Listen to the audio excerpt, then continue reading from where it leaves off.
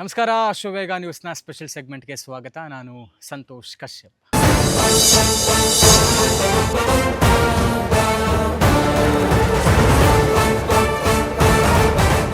ಇವತ್ತು ನಮ್ಮ ಜೊತೆಗೆ ಒಬ್ಬರು ಸ್ಪೆಷಲ್ ಗೆಸ್ಟ್ ಇದ್ದಾರೆ.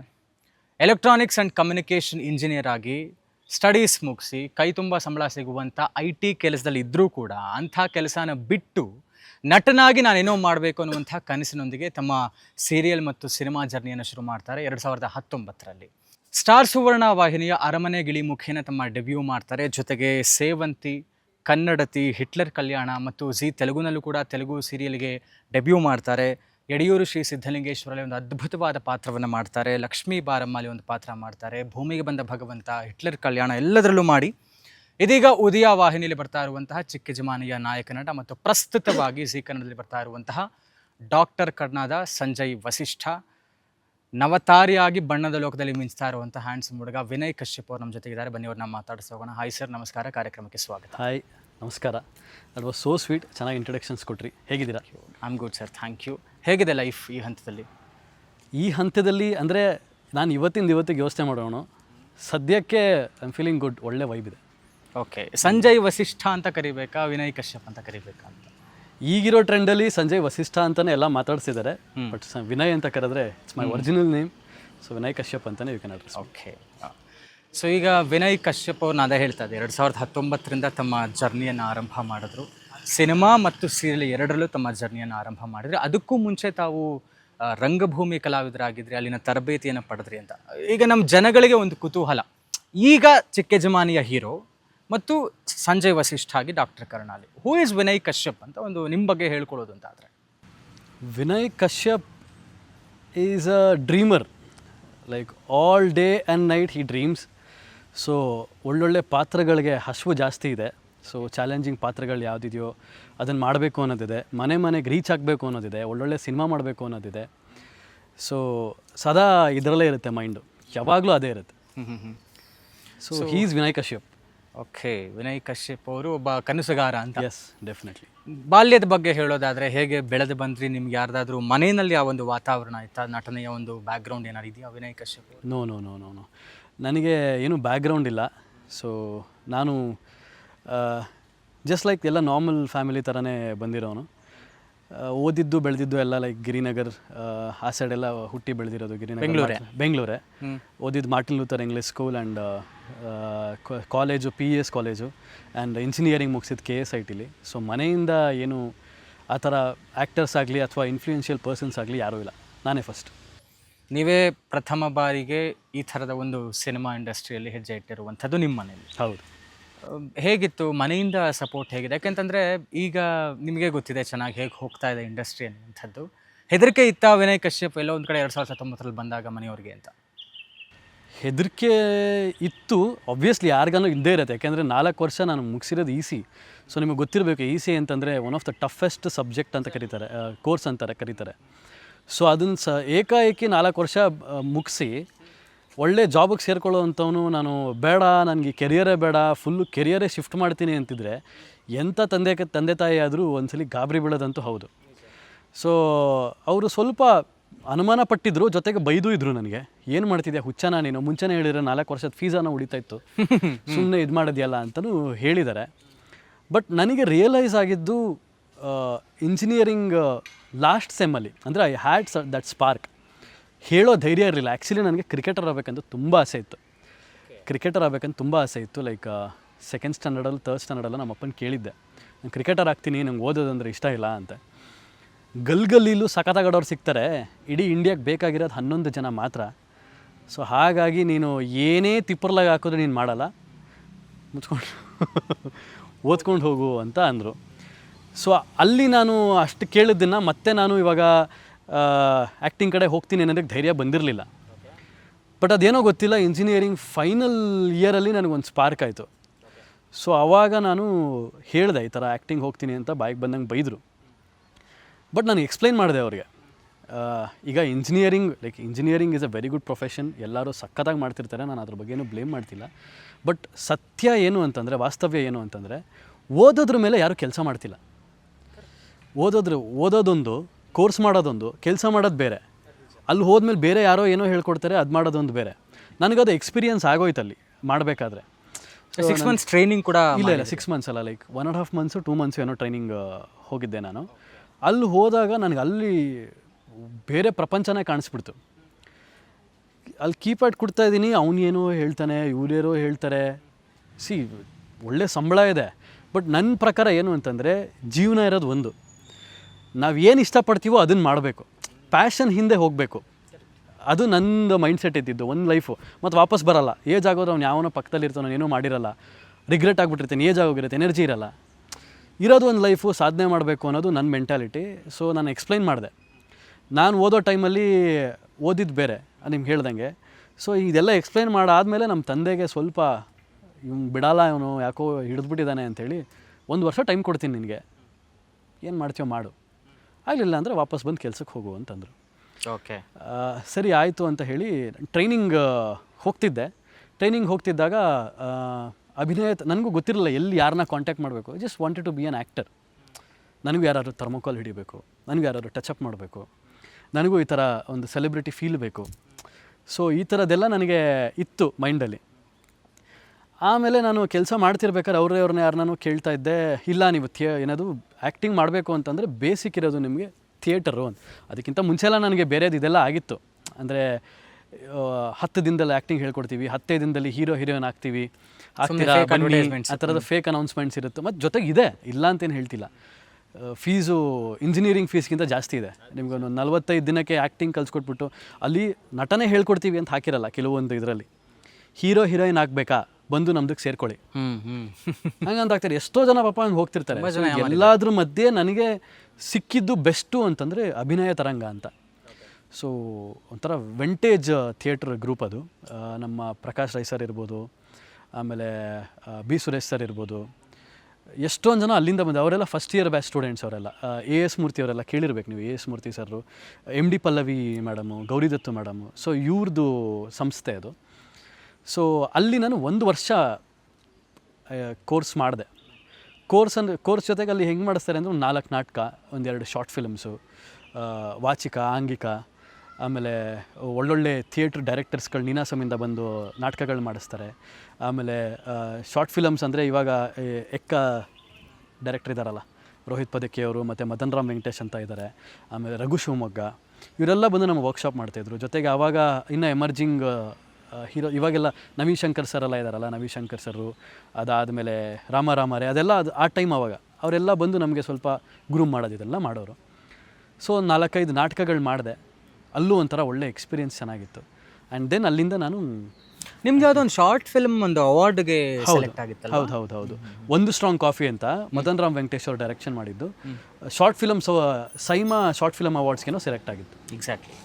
ಸೊ ಅಂದರೆ ನಿಮಗೆ ಎಲ್ಲೋ ಒಂದು ಕಡೆ ಆ್ಯಕ್ಟಿಂಗ್ಗೆ ಈಗ ನನಗೆ ಒಂದು ಸಪೋರ್ಟ್ ಬೇಕು ಅನ್ನುವಂಥ ಸಂದರ್ಭದಲ್ಲಿ ಸಿಕ್ಕಂಥದ್ದು ನಿಮಗೆ ಅಭಿನಯ ತರಂಗ ಅಂತ. ಅಲ್ಲಿನ ಪ್ರಿಪರೇಷನ್ಸ್ ಹೆಂಗಿತ್ತು ಅಂತ?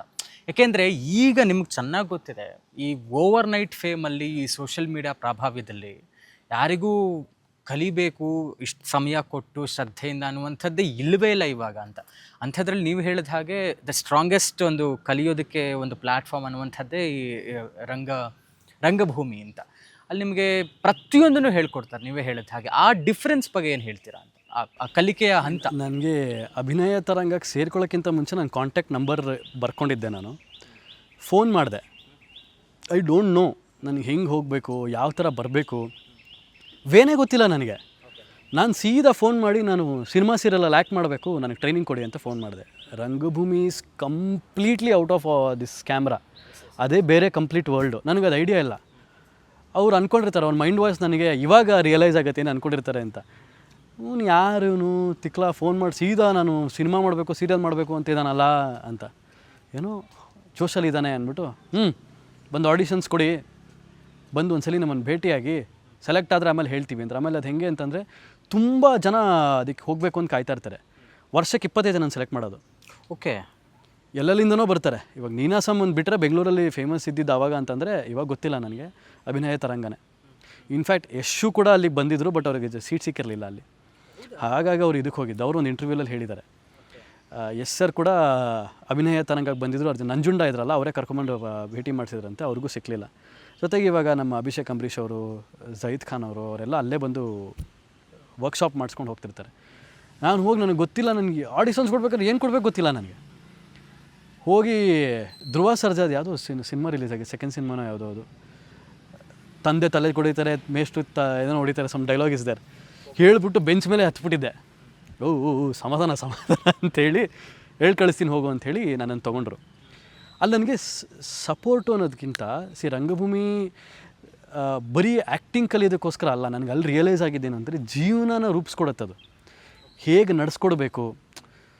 ಒಬ್ಬ ಮನುಷ್ಯಂಗೆ ಈಗೋ ಇರುತ್ತೆ, ಪರ್ಕೆಯಲ್ಲಿ ಕಸ ಗುಡಿಸ್ತಾರೆ, ಹೋಗಿದ ತಕ್ಷಣ ಫಸ್ಟ್ ಕಸ ಗುಡ್ಸೋಕೆ ಹೇಳ್ತಾರೆ. ಪ್ರಾಪರ್ಟೀಸ್ ನಾವೇ ಮಾಡಬೇಕು, ಮೇಕಪ್ ನಾವೇ ಮಾಡ್ಕೋಬೇಕು, ಆ್ಯಕ್ಟಿಂಗ್ ಮಾಡಬೇಕು, ಸೆಟ್ ಮಾಡಬೇಕು, ಡೈರೆಕ್ಷನ್ ಮಾಡಬೇಕು, ಲೈಟಿಂಗ್ ಮಾಡಬೇಕು, ಸೊ ಎಲ್ಲ ಈಚ್ ಆ್ಯಂಡ್ ಎವ್ರಿಥಿಂಗ್. ಆಮೇಲೆ ಕಾಂಪಿಟೇಷನ್ಸ್ ಇರುತ್ತೆ. ನಿಮಗೆಲ್ಲ ಒಂದಿಷ್ಟು ಜನ ಎಲ್ಲ ಕಲಾವಿದರು ಇರ್ತಾರೆ, ಎಲ್ಲರೂ ಏನೋ ಪ್ರೂವ್ ಮಾಡ್ಬೇಕಂತಲೇ ಬಂದಿರೋರು. ಅದರಲ್ಲಿ ಈಗಿನ ಕಾಲದಲ್ಲಂತೂ ನಾನು ಥಿಯೇಟ್ರ್ ಮಾಡ್ಕೊಂಡೇ ಬರ್ತೀನಿ ಅನ್ನೋರು ಬೆರಳೆಣಿಕೆ ಅಷ್ಟೇ. ಎಲ್ಲ ನಾನು ಏನೋ ಮಾಡ್ತೀನಿ ಅಂತಲೇ ಬಂದಿರೋರು. ಸೊ ಅವ್ರ ಮಧ್ಯದಲ್ಲಿ ನಾವು ನಮ್ಮ ಪಾತ್ರನ ಗಿಟ್ಟಿಸ್ಕೋಬೇಕು ಅಂತಂದರೆ ನಾವು ಇಷ್ಟು ಜಾಸ್ತಿ ಎಫರ್ಟ್ಗಳು ಹಾಕಬೇಕು, ಮಾಡಬೇಕು. ನಾವು ಒದ್ದಾಡಿದ್ದೀನಿ ಅಲ್ಲಿ, ಇನ್ಕ್ಲೂಡಿಂಗ್ ಅದು ಆ್ಯಕ್ಚುಲಿ ಪೇಯ್ಡು ಎಷ್ಟು 45,000 ಏನೋ ಇತ್ತು ಒಂದು ವರ್ಷಕ್ಕೆ. ಅಲ್ಲೂ ಕೂಡ ನನ್ನ ಪಾತ್ರ ಸಿಗೋದಕ್ಕೆ ಹೊಡೆದಾಡಿದ್ದೀನಿ ನಾನು.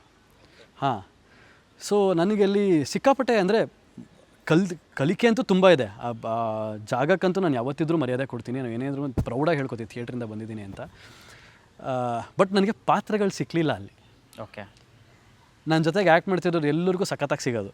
ಕಾರಣ ಡ್ರಾಮಾಗಳಲ್ಲಿ, ಹಾಂ ಡ್ರಾಮಾಗಳಲ್ಲಿ, ಥಿಯೇಟ್ರ್ ನಾಟಕಗಳು ಮಾಡಬೇಕಾದ್ರೆ ಕಾರಣ ಏನು ಗೊತ್ತಾ? ನಾನು ಫೇರ್ ಇದ್ದೀನಿ ಅಂತ. ಅಯ್ಯಯ್ಯೋ, ಅದೇನಕ್ಕೆ ಅಂತಂದರೆ ಅದೇನೋ ಕೋಇನ್ಸಿಡೆಂಟ್ಲಿ ಏನೋ ಗೊತ್ತಿಲ್ಲ, ನಾಟಕಗಳ ಸ್ಕ್ರಿಪ್ಟ್ ಬರ್ತಿದ್ದಿದ್ದು ಹಾಗೆ. ಸೊ ಯಾವುದೋ ಒಂದು ಕುಡ್ಕನ ಪಾತ್ರ ನನಗೆ ಕುಡ್ಕ ಸೆಟ್ ಆಗೋಲ್ಲ, ಯಾರೋ ಒಬ್ಬ ರೌಡಿ ಪಾತ್ರ ಸೆಟ್ ಆಗೋಲ್ಲ, ಎಲ್ಲ ಒಂದು ಸ್ವಲ್ಪ ದೈತ್ಯರು, ಒಳ್ಳೆ ಹೈಟು, ಪರ್ಸ್ನಾಲಿಟಿ, ಆ ಥರ ಇದ್ದವ್ರಿಗೆ ಒಳ್ಳೊಳ್ಳೆ ಮೇಜರ್ ಪಾತ್ರಗಳು ಸಿಗೋದು. ನಮ್ಮಪ್ಪ ಒಂದು ವರ್ಷ ಟೈಮ್ ಕೊಟ್ಟಿದ್ದಾರೆ, ನಾನು ಮುಗಿಸ್ಬೇಕು ಏನಾದರೂ ಒಂದು ಮಾಡಿ. Training period was for 1 year ಅಲ್ಲಿ. ಹಾಂ, training period in the sense not like A training period. ಅದು ನಾಟಕ ಮಾಡಿಸ್ತಾ ಹೋಗ್ತಾರೆ, ಅದು ಮುಗಿಯೋ ಅಷ್ಟರಲ್ಲಿ 20 ಜನದಲ್ಲಿ ಇದ್ದಿದ್ದೇ ಒಂದು 8 ಜನ ಅಷ್ಟಿರುತ್ತೆ ಅದು. ಓಕೆ ಓಕೆ, ಯಾಕೆಂದರೆ ಎಲ್ಲ ತಡ್ಕೊಂಡು ಬರ್ಬೇಕು ನಾವು. ಸೊ ಆವಾಗ ನನಗೆ ಆ್ಯಕ್ಚುಲಿ ನಟನೆ ಏನು ಅಂತ ಗಂಧಗಾಳಿ ಕಲ್ತಿದ್ದು ಅಂತಂದರೆ ನಾನು ನೋಡಿ ಇವರು ಗೋಪಾಲ್ ಕೃಷ್ಣ ದೇಶಪಾಂಡೆ ಸರ್, ಒಳ್ಳೆ ನಟ, ಅದ್ಭುತ ನಟ ಅವರು. ಅವರಿಂದ ನನಗೆ ಒಂದು ಸ್ವಲ್ಪ ಏನು ಕಲ್ತಿದ್ದೀನಿ ಅಂತ ಹೇಳ್ತಿಲ್ಲ, ಇನ್ನೂ ಪ್ರೂವ್ ಮಾಡೋದು ಜಾಸ್ತಿ ಇದೆ, ಏನೋ ಸ್ವಲ್ಪ ಏನೋ ಒಂದು ನಾಲೆಡ್ಜ್ ತೊಗೊಂಡಿದ್ದೀನಿ ಅಂದರೆ ಅವರಿಂದ ಅಂತಲೇ ಹೇಳ್ಬೋದು. ಪಾತ್ರಗಳು ನನಗೆ ಸಿಗ್ತಾ ಇರಲಿಲ್ಲ, ಏನು ಮಾಡಿದ್ರೂ ಸಿಗ್ತಾ ಇರಲಿಲ್ಲ. ನೋಡಿದೆ ನಮ್ಮ ಅಪ್ಪ ಕೇಳೋರು ಏನೋ ಶೋ ಬರ್ತೀನೋ ಅನ್ನೋರು. ಆಮೇಲೆ ಏನು ಮಾಡೋರು, ಡಬಲ್ ಕ್ಯಾಸ್ಟಿಂಗ್ ಮಾಡೋರು ಥಿಯೇಟ್ರ್ ಮಾಡಬೇಕಾದ್ರೆ. ಒಬ್ಬ ನಾಟಕಕ್ಕೆ ಏನಾನ ಇದ್ದಾನೆ ಅಂತಂದರೆ, ಇಬ್ಬರು ಇದ್ದಾರೆ ಅಂತಂದರೆ ಒಬ್ಬನಿಗೆ ಮೇಜರ್, ಒಬ್ಬರು ಡೈರೆಕ್ಷನ್ ಮಾಡೋರು, ಇನ್ನೊಬ್ಬಂಗೆ ಅವ್ರು ಅಸಿಸ್ಟೆಂಟ್ ಇರ್ತಾರಲ್ಲ ಅವ್ರು ಆಬ್ಸೆಂಟಲ್ಲಿ ಇನ್ನೊಬ್ಬರು ಡಬಲ್ ಕ್ಯಾಸ್ಟಿಂಗಿಗೆ ಇದು ಮಾಡೋರು. ನಾನು ಹೋಗಿ ಕೇಳ್ತಿದ್ದೆ, ಸರ್ ನನಗೂ ಕೊಡಿ ಸರ್, ನಾನು ನನ್ನ ಜನ ಸೇರಿಸ್ತೀನಿ ಸರ್, ನಿಮ್ಗೆ ಎಷ್ಟು ಜನ ಬೇಕು ಸರ್? 150-200 ಜನ ಸೇರಿಸ್ತೀನಿ ಸರ್ ಶೋಗೆ, ನನಗೂ ಒಂದು ಚಾನ್ಸ್ ಕೊಡಿ ಸರ್, ಪ್ರೂವ್ ಮಾಡಬೇಕು ಸರ್, ಕಡಿಮೆ ಇದೆ ನಂಗೆ ಟೈಮು, ಏನೋ ಮಾಡ್ಬೇಕು ಅಂದ್ಕೊಂಡಿದ್ದೀನಿ.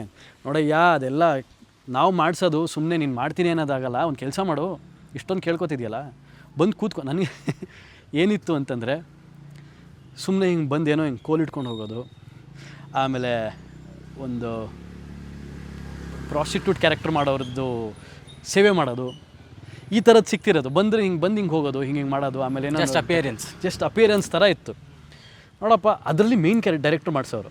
ಆ್ಯಂಡ್ ಸೆಕೆಂಡ್ ಟೈಮ್ ಏನು ಮಾಡೋರು, ನಿನ್ನ ಕೆಲಸ ಮಾಡು, ನಾನು ನಿನಗೆ ಏನೂ ವರ್ಕ್ ಮಾಡಲ್ಲ. ಅವ್ರು ವರ್ಕ್ ಮಾಡಿಸೋರು each and everything. First casting ಮಾಡಿರ್ತಲ್ಲ ಅವ್ರಿಗೆ ಈಚ್ ಆ್ಯಂಡ್ ಎವ್ರಿಥಿಂಗ್, ಡೈಲಾಗಿಂದ ಹಿಡಿದು ವಾಕಿಂಗ್ ಸ್ಟೈಲು ಪ್ರತಿಯೊಂದೂ ಪೊಸಿಷನ್ ಕೊಟ್ಟು ಹೇಳ್ಕೊಡೋರು, ಗ್ರೂಮ್ ಮಾಡೋರು ಎವ್ರಿ ಸ್ಟೆಪ್ಪು. ನನಗೆ ಹೇಳಿದ್ರು, ನಿನಗೆ ನಾನು ಏನೂ ಹೇಳ್ಕೊಡಲ್ಲ, ನೀನು ದಿನ ಬಂದು ಕೂತ್ಕೋ, ಅವ್ರು ಮಾಡೋದನ್ನು ನೋಡಿ ನೀನು ಡೈಲಾಗ್ ಕಲಿತು ನನಗೆ ಒಂದು ದಿವಸ ತೋರಿಸು, ನೀವು ಮಾಡೋಕ್ಕಾಗತ್ತೋ ಇಲ್ಲೋ ಕೆಪಾಸಿಟಿ ಇದ್ದರೆ ನಾನು ಹೇಳ್ತೀನಿ, ಅವಾಗ ಮಾಡೋ ನೀನು ಅಂದಿದ್ರು. ಆಯಿತು ಸರ್, ಹಂಗೆ ಮಾಡೋಣ ಅಂಥೇಳಿ. ನನಗೆ ಇನ್ನೂ ನೆನಪಿದೆ ಈ ಕೆಳಗಿನ ಬರುವಂಥ ನಾಟಕ. ಅದರಲ್ಲಿ ಮೇಜರ್ ಏನು ಅಂದರೆ ಅದರಲ್ಲಿ ನಟ ಅಂತ ಕ್ಯಾರೆಕ್ಟರ್, ಅದೊಂದು ಪುಸ್ತಕ ಇದೆ ಈ ಕೆಳಗಿನ ಬರುವಂಥ. ಸೊ ಅದರಲ್ಲಿ ನಟ ಮತ್ತು ಇನ್ನೊಂದು ಎಲ್ಲ ಈ ಕುಡ್ಕುರು ಸಂತೆ ಇರೋ ಥರದ್ದು ಇದು, ಗಡ್ಡ ಬಿಟ್ಟಿರಬೇಕು, ಒಂಥರ ದಪ್ಪಕ್ಕಿರಬೇಕು, ಕಲರ್ ಡಿಮ್ ಇರಬೇಕು, ಅದಕ್ಕೆ ಆ ಪಾತ್ರ ಸೆಟ್ ಆಗುತ್ತೆ ಅದು. ಸೊ ನನಗೆ ನೋಡಿ ಆಯ್ತು ನೀನು ನಟ ಕೊಡ್ತೀನೋ ನಾನು ನಿನಗೆ, ನೋಡ್ಕೊ, ನೀನು ಮಾಡು, ಕ್ಯಾರೆಕ್ಟರೈಸೇಷನ್ ಮಾಡ್ಕೊ. ನೀವು ನಂಬಲ್ಲ, ಆ ಕ್ಯಾರೆಕ್ಟರ್ ಮಾಡೋದಕ್ಕೆ ಹೆಂಗಿರಬೇಕು ಅಂತಂದರೆ, ಒಬ್ಬ ಡಿಪ್ರೆಸ್ಡ್ ಗೈ, ತಲೆಗೆ ಸ್ನಾನ ಮಾಡ್ತಿರಲಿಲ್ಲ, ಏನೂ ಮಾಡ್ತಿರಲಿಲ್ಲ, ಆ ಥರ ಕ್ಯಾರೆಕ್ಟರ್ ಅದು. ಯಾವಾಗಲೂ ಒಂಥರ ಇರೋನು, ಮರು ಬರೋದು ಅವನಿಗೆ ಜಾಸ್ತಿ. ನಾನು ದಿನ ಹೋಗ್ತಿದ್ದೆ, ಕೂತ್ಕೋತಾ ಇದ್ದೆ, ನೋಡ್ತಾ ಇದ್ದೆ, ಎಲ್ಲ ಮಾಡ್ತಿದ್ದೆ. ನಾನು ಆ ಕ್ಯಾರೆಕ್ಟರ್ ಮಾಡಬೇಕು ಅನ್ನೋ ಹಠಕ್ಕೆ 20-25 ದಿನ ನನ್ನ ತಲೆಗೆ ಸ್ನಾನನೇ ಮಾಡಿಲ್ಲ. ಅಯ್ಯೋ, ಹತ್ರ ತಿಂಗಳು. ಹಾಂ, 20-25 ದಿನ ಸ್ನಾನ ಮಾಡಿಲ್ಲ. ಆಮೇಲೆ ಅಲ್ಲಿಂದ ಎಲ್ಲಾದರೂ ಒಂದು ಕಡೆ ಟೀಗಿ ಕುಡಿಬೇಕು ಅಂತ ಹೋದಾಗ ಕಿತ್ತೋಗಿರೋ ಬಟ್ಟೆ ಹಾಕೊಂಡು ಹೋಗ್ತಿದ್ದೆ. ಕ್ಯಾರೆಕ್ಟ್ರಲ್ಲಿ ಇರಬೇಕು, ಆ ಕ್ಯಾರೆಕ್ಟರ್ ಹೆಂಗಿರುತ್ತೆ ಅಂತ ತಿಳ್ಕೊಳ್ಳೋದಕ್ಕೆ. ಆಮೇಲೆ ನನಗೇನು ಅಭ್ಯಾಸ ಇಲ್ಲ. ಆ ಕ್ಯಾರೆಕ್ಟ್ರು ಬೀಡಿ ಹೊಡಿಯುತ್ತೆ. ಅಲ್ಲಿ ಮಾಡಲೇಬೇಕು, ಕ್ಯಾರೆಕ್ಟರ್ ಅಂತ ಬಂದಾಗ ಆ್ಯಸ್ ಅನ್ ಆರ್ಟಿಸ್ಟ್ ಮಾಡಲೇಬೇಕು, ಆಪ್ಷನ್ ಇಲ್ಲ. ಬೀಡಿ ಹೊಡಿಯೋಕ್ಕೆ ಅವರೆಲ್ಲ ನೀಟಾಗಿ ಬೀಡಿ ಹೊಡ್ಕೊಂಡು ಸಲೀಸಾಗಿ ಡೈಲಾಗ್ ಹೇಳೋರು. ಟ್ರೈ ಮಾಡೋಣ ಆಗಿದ್ದಾಗಲಿ ಅಂತ ಹೇಳಿ ಹಚ್ಕೊಂಡು ರೆಪ್ಪೆಗೆಲ್ಲ ಸುಟ್ಕೊಂಡ್ಬಿಟ್ಟಿದ್ದೀನಿ ನಾನು. ಅಯ್ಯೋ, ಮನೆಗೆ ಬಂದು ಯಾರ ಜೊತೆ ಮಾತಾಡ್ತಿರ್ಲಿಲ್ಲ. ಹಿಂಗಾಗ್ಬಿಟ್ಟಿದೆ ಅಂದರೆ ಅದೇ ಥರ ಮನುಷ್ಯ ಆಗ್ಬಿಟ್ಟಿದ್ದೆ ನಾನು, ಡಿಪ್ರೆಸ್ ಕ್ಯಾರೆಕ್ಟರ್ಗೆ. ಸೊ ಅದು ಸ್ವಲ್ಪ ದಿವಸ ಹೋಗ್ತಾ ಏನಾಯಿತು, 8 ಶೋನ ಇತ್ತು. 8 ಶೋನ ಸೇಮ್ ಡ್ರಾಮಾ. ಅವರೇನಂದಿದ್ರು 8 ಶೋಗೆ ಅವ್ನು ಮಾಡ್ತಾನೆ, ಇನ್ನು 2 ಶೋ ಇರುತ್ತೆ, ನೀನು ಮಾಡಬೇಕು ಅಂದರು. ಸರಿ ಅಂತ ಹೇಳಿ ಪ್ರಿಪೇರ್ ಆಗಿದ್ದೆ, ಎಲ್ಲರಿಗೂ ಹೇಳಿದ್ದೆ, ಟಿಕೆಟ್ಸ್ ಎಲ್ಲ ಇತ್ತು, ಎಲ್ಲ ಹಿಂಗೆಲ್ಲ ಬುಕ್ ಮೈ ಶೋನಲ್ಲಿ ಇತ್ತು, ಎಲ್ಲ ಇತ್ತು. 6 ಶೋ ಸಕ್ಸಸ್ಫುಲ್ಲಾಗಿ ಆಯಿತು. 7ನೇ ಶೋ 8ನೇ ಶೋ ಎಲ್ರಿಗೂ ಹೇಳಿದ್ದೀನಿ. ಒಂದು ಯಾವುದೋ ಥಿಯೇಟ್ರು ಜಾಗ, ಒಂದು ಪರ್ಫಾರ್ಮ್ ಮಾಡೋವಂಥ ಜಾಗ, ಪ್ಲ್ಯಾಟ್ಫಾರ್ಮ್, ಅದು ವ್ಯೋಮ ಥಿಯೇಟ್ರ್, ಅದು ಇಲ್ಲಿದೆ, ಜಯನಗರಲ್ಲಿ ಒಂದಿದೆ. ಅಲ್ಲಿ ಎಲೆಕ್ಟ್ರಾನಿಕ್ ಸಿಗರೇಟ್ ಮಾತ್ರ ಹೊಡಿಯೋದಕ್ಕೆ ಬಿಡ್ತಾರೆ. ನಮ್ಮ ಡೈರೆಕ್ಟರ್ಗೆ ಒರಿಜಿನಲ್ ಆಗಿರಬೇಕು. ನಾಟಕ ಕ್ಯಾನ್ಸಲ್ ಆದರೂ ಪರವಾಗಿಲ್ಲ, ಬೀಡಿ ಅಂಟಿಸಿದ್ರೆ ಮಾತ್ರ ನಾಟಕ ಮಾಡಿಸಿಲ್ಲ ಅಂದರೆ ಬೇಡ ಅಂದರು. ಶೋ ಕ್ಯಾನ್ಸಲ್ ಆಗೋಯ್ತು. ಅಯ್ಯೋ, ಯಾವ ರೇಂಜಿಗೆ ತಲೆ ಕೆಟ್ಟೋಯ್ತು ಅಂತಂದರೆ ನನಗೆ ಪ್ರೂವ್ ಮಾಡೋಕ್ಕಾಗ್ತಿಲ್ಲ, ಏನೂ ಪ್ರೂವ್ ಮಾಡೋಕ್ಕಾಗ್ತಿಲ್ಲ ನನಗೆ ಆ ಟೈಮಲ್ಲಿ. At the end of the day ಎಲ್ಲ ಮುಗಿತಾ ಬಂತು. ನಾನು ಮಾತ್ರ ಬಿಟ್ಟಿರಲಿಲ್ಲ, ಎಷ್ಟೊಂದು ಜನ ಅಷ್ಟೊತ್ತಿಗೆ ಬಿಟ್ಬಿಟ್ಟಿದ್ರು. ಹಂಗೆ ಆಪ್ಷನ್ ಇಲ್ಲ, ಪ್ರೂವ್ ಮಾಡದೇ ಇದ್ದರೆ ನಾನು ವಾಪಸ್ ಹಿಡಿಯೇ ಹೋಗ್ತೀನಿ. ಒಂದು ಫೈನ್ ಡೇ ನಾನು ಹೋದೆ ಗೌರಿ ದತ್ತು ಮೇಡಮ್ ಹತ್ರ, ಅಂದರೆ AS ಮೂರ್ತಿ ಮಗಳು, ಅಂದರೆ MD ಪಲ್ಲವಿ ಸಿಂಗರ್ ಇದ್ದಾರಲ್ಲ ಅವ್ರ ತಾಯಿ, ಇವಾಗಲೂ ಅವರೇ ನಡೆಸ್ತಿರೋದು ಅಭಿನಯ ತರಂಗ. ಅವ್ರ ಹತ್ರ ಬಿಟ್ಟು, ಮೇಡಮ್ ಏನು ಮೇಡಮ್ ಇದು, 1 ವರ್ಷದಿಂದ ಬಂದಿದ್ದೀನಿ, ನನಗೆ ಯಾವುದೂ ಮೇಜರ್ ಕ್ಯಾರೆಕ್ಟರ್ ಸಿಕ್ಕಿಲ್ಲ, ಹೇಗಿದು, ನಾನು ಏನು ಮಾಡಲಿ ಹೇಳಿ, ಮನೆಯವ್ರ ಹತ್ರ ಪ್ರೂವ್ ಮಾಡಬೇಕು, ಆಮೇಲೆ ಇಷ್ಟೊಂದು ಜನಕ್ಕೆ, ನನ್ನ ಫ್ರೆಂಡ್ಸ್ಗೆ, ನನ್ನ ಫ್ಯಾಮಿಲಿಗೆ ಎಲ್ರಿಗೂ ಹೇಳಿದ್ದೆ, ಹೇಗೆ ಮೇಡಮ್ ನೀವಿದು, ಜೊತೆಗೆ ನಾನು ಪೇಯ್ಡು ಕೊಟ್ಟಿದ್ದೀನಿ, ನಾನು ಇದೇನೋ ಹವ್ಯಾಸಿ ರಂಗಭೂಮಿ ಅಂತಂದರೆ ಅವ್ರವ್ರ ತಕ್ಕನಂಗೆ, ಅವ್ರವ್ರ ಅರ್ಹತೆ ತಕ್ಕನಂಗೆ ಕೊಡ್ತಾರೆ ಅನ್ನೋದು ಓಕೆ, ಎಲ್ರಿಗೂ ಒಂದು ಅವಕಾಶ ಸಿಗಬೇಕಲ್ಲ ಮೇಡಮ್, ಡೈರೆಕ್ಟಾಗೆ ಕೇಳಿದೆ ನಾನು. ಅವ್ರು ಒಳಗಡೆ ಕೂತಿದ್ರು, ಆಚೆ ಕಡೆ ಕೂತ್ಕೋ. ಸೊ ಅವರೇನಂದ್ರು ಅಂದರೆ, ಗೌರಿ ದತ್ತು ಮೇಡಮು, ನೀನು ಇಷ್ಟು ದಿವಸ ಮಾಡಿದ್ಯಲ್ಲ, ನಿನಗೆ ಅನ್ನಿಸ್ತಿದೆ ನಿನ್ಗೆ ಯಾವುದೂ ಕ್ಯಾರೆಕ್ಟರ್ ಸಿಕ್ಕಿಲ್ಲ ಅಂತ, ನೀನು ತುಂಬ ಕಲ್ತಿದ್ಯಾ. ನಾನು ಹೇಳ್ತೀನಿ ಏನಕ್ಕೆ ಅಂತಂದರೆ, ನೀನು ದಿನ ಬರ್ತಿದ್ಯಾ, ನಿನ್ನ ಜೊತೆ ಕ್ಯಾರೆಕ್ಟರ್, ಚಿಕ್ಕ ಕ್ಯಾರೆಕ್ಟರ್ ಇರ್ಬೋದು, ಬೇರೆಯವ್ರಿಗೆ ಇಂಡಿವಿಜುವಲ್ ಮೇಲೆ ಆ ಡೈರೆಕ್ಟ್ರು ನಿನಗೆ ಅವ್ರು ಹೇಳ್ಕೊಟ್ಟಿದ್ದಾರೆ, ಅವ್ರಿಗೆ ಬೇರೆ ಕ್ಯಾರೆಕ್ಟರ್ಗಳ ಬಗ್ಗೆ ಗೊತ್ತಿಲ್ಲ. ನೀನು ಕೂತ್ಕೊಂಡಾಗ 11-12 ಜನ ಕ್ಯಾರೆಕ್ಟರ್ಸ್ ಇದ್ದರೂ ಅಷ್ಟು ಜನದ್ದು ಅಬ್ಸರ್ವ್ ಮಾಡಿದ್ಯಾ, ನಿನ್ಗೆ ಎಲ್ಲರದು ಮಾಡೋ ಕೆಪಬಿಲಿಟೀಸ್ ಇದೆ. ಅಬ್ಸರ್ವೇಷನಲ್ಲೇ ಕಲ್ತಿದ್ದೀರಾ ಅಂತ. ಆ್ಯಕ್ಟಿಂಗು ಬರೀ ಆ್ಯಕ್ಟ್ ಮಾಡೋದು ಒಂದೇ ಅಲ್ಲ, ಅಬ್ಸರ್ವೇಷನ್ ತುಂಬ ಇಂಪಾರ್ಟೆಂಟು. ನೋಡಿದಾಗ ನೀನು ಏನಾದರೂ ಒಂದು ದೊಡ್ಡದಾಗಿ ಮಾಡ್ತೀಯ, ಆಮೇಲೆ ನಮ್ಮ ಅಭಿನಯ ತರಂಗ ಹಿಸ್ಟ್ರಿಲಿ ನಾನು ಹೇಳ್ತೀನಿ ಕೇಳು, ಯಾರ್ಯಾರು ಸಣ್ಣ ಪುಟ್ಟ ಪಾತ್ರ ಮಾಡಿದಾರಲ್ಲ ಅವರೇ ಇದುವರೆಗೂ ಲಾಂಗ್ ಲಾಸ್ಟಿಂಗ್ ಇರೋದು. ನೀವು ಪ್ರೂಫ್ ಬೇಕಂದ್ರೆ ಬಾ ಅಂತ ತೋರಿಸ್ತೀನಿ ಅಂತೇಳಿ ಧ್ರುವ ಸರ್ಜಾ ಸರ್ ಫೋಟೋ ತೋರಿಸಿದ್ದಾರೆ, ಇವ್ರದ್ದು ಎಲ್ಲರದ್ದು ಫೋಟೋ ತೋರಿಸಿದ್ದಾರೆ. ಧ್ರುವ ಸರ್ಜಾ ಸರ್ ಕೂಡ ಅಲ್ಲೇ ಕೋಲ್ ಇಟ್ಕೊಂಡು ನಿಂತಿದ್ದಾರೆ ಆ ಅಭಿನಯ ತರಂಗಲ್ಲಿ. So then I got motivated. ಅಲ್ಲಿ ಮೋಟಿವೇಟೆಡ್ ಆಗಿ ಓಕೆ ಮೇಡಮ್ ಥ್ಯಾಂಕ್ ಯು ಅಂತ ಬಂದೆ. ದೆನ್ ಆಫ್ಟರ್ ದ್ಯಾಟ್ ಥಿಯೇಟ್ರ್ ಮುಗೀತು. ಆಗ ಬಂದಾಗ ಅಲ್ಲಿ ಪ್ಲೇಸ್ಮೆಂಟ್ಸ್ ಏನಾದರೂ ಮಾಡಿಸ್ತೀವಿ ಅಂತಲೇ ಹೇಳಿದ್ರು. ಮುಗಿಸಿದ್ದೀನಿ ಅಷ್ಟೇ, ಏನು ಮಾಡಬೇಕು ಗೊತ್ತಿಲ್ಲ. ತಾವು ಅಭಿನಯ ತರಂಗದಲ್ಲಿ ರಂಗಭೂಮಿಯ ಒಂದು ತರಬೇತಿಯನ್ನು ಮುಗಿಸ್ಕೊಂಡ್ರಿ ಆಲ್ಮೋಸ್ಟ್ 1 ವರ್ಷದ ಕಾಲ. ಸೊ ಆನಂತರ ಬ್ಲ್ಯಾಂಕ್ ಆಗಿದ್ದರೆ ಏನಾರು ಅವಕಾಶಗಳು ಹೆಂಗೆ ಸಿಕ್ತು ಮತ್ತು ಸಿನಿಮಾ ಸೀರಿಯಲ್ಗೆ ಹೇಗೆ ಅಂತ? ಬ್ಲ್ಯಾಂಕ್ ಆಗಿದ್ದಂತೂ ಹೌದು, ಏನು ಮಾಡಬೇಕಂತ ಗೊತ್ತಿಲ್ಲ, ವೇ ಇಲ್ಲ ನನಗೆ. ಎಲ್ಲ ಬರೋರು, ಎಲ್ಲ ದೊಡ್ಡವ್ರು ಬರೋರು, ಬಟ್ ಹೇಗೆ ಅವಕಾಶ ಕೇಳಬೇಕು, ಯಾರನ್ನೋ ಹೋಗಿ ಅಪ್ರೋಚ್ ಮಾಡಬೇಕು, ಸಿನಿಮಾಗೆ ಹೆಂಗೆ ಹೋಗಬೇಕು, ಸೀರಿಯಲ್ ಹೆಂಗೆ ಹೋಗ್ಬೇಕು ಏನೂ ಗೊತ್ತಿಲ್ಲ. ಆಮೇಲೆ ಅಲ್ಲಿ ಇಲ್ಲಿ ಯಾರನ್ನ ಬರೋರಲ್ಲ, ಸೊ ಆವಾಗ ವಾಟ್ಸಾಪಲ್ಲಿ ಇಮೇಜಸ್ಸು, ಫೇಸ್ಬುಕ್ಕಲ್ಲೆಲ್ಲ ಇರುತ್ತೆ, ಇಲ್ಲಿ ಆಡಿಷನ್ಸ್ ಬರುತ್ತೆ ಅಂತ ಹಾಕ್ತಿರ್ತಾರಲ್ಲ. ಅವಾಗ ಶಾಂತಮ್ ಪಾಪಮ್ ಅಂತೆಲ್ಲ ಏನೇನೋ ಬರ್ತಿತ್ತು ಅವಾಗ, ಇವಾಗಲೂ ಬರ್ತಿದೆಯಲ್ಲ, ಬರ್ತಿದೆ ಶಾಂತಮ್. ಅದೆಲ್ಲ ಅಲ್ಲಿರೋ ಆರ್ಟಿಸ್ಟ್ಗಳೆಲ್ಲ ಬಂದೆಲ್ಲ ಸಿಗ್ತಾಯಿದ್ರು, ನನಗೊಂದು ಅವಕಾಶ ಬೇಕು ಸರ್ ಅದು ಇದು ಅಂತೆಲ್ಲ ಕೇಳ್ತಿದ್ವಿ ನಾವು ಅವಾಗೆಲ್ಲ ಟೀಮಾಗೆ. ಗ್ರೂಪಲ್ಲಿ ಎಲ್ಲಿರುತ್ತೋ ಒಂದು 2-3 ಬರೋದು ನನಗೆ ಪರ್ಸ್ನಲಾಗಿ ಕಳ್ಸೋರು, ಕೇಳಿದ್ದು ರಿಕ್ವೆಸ್ಟ್ ಮಾಡ್ಕೊಂಡಿದ್ದಕ್ಕೆ ಹೋಗ್ತಾಯಿದ್ವಿ.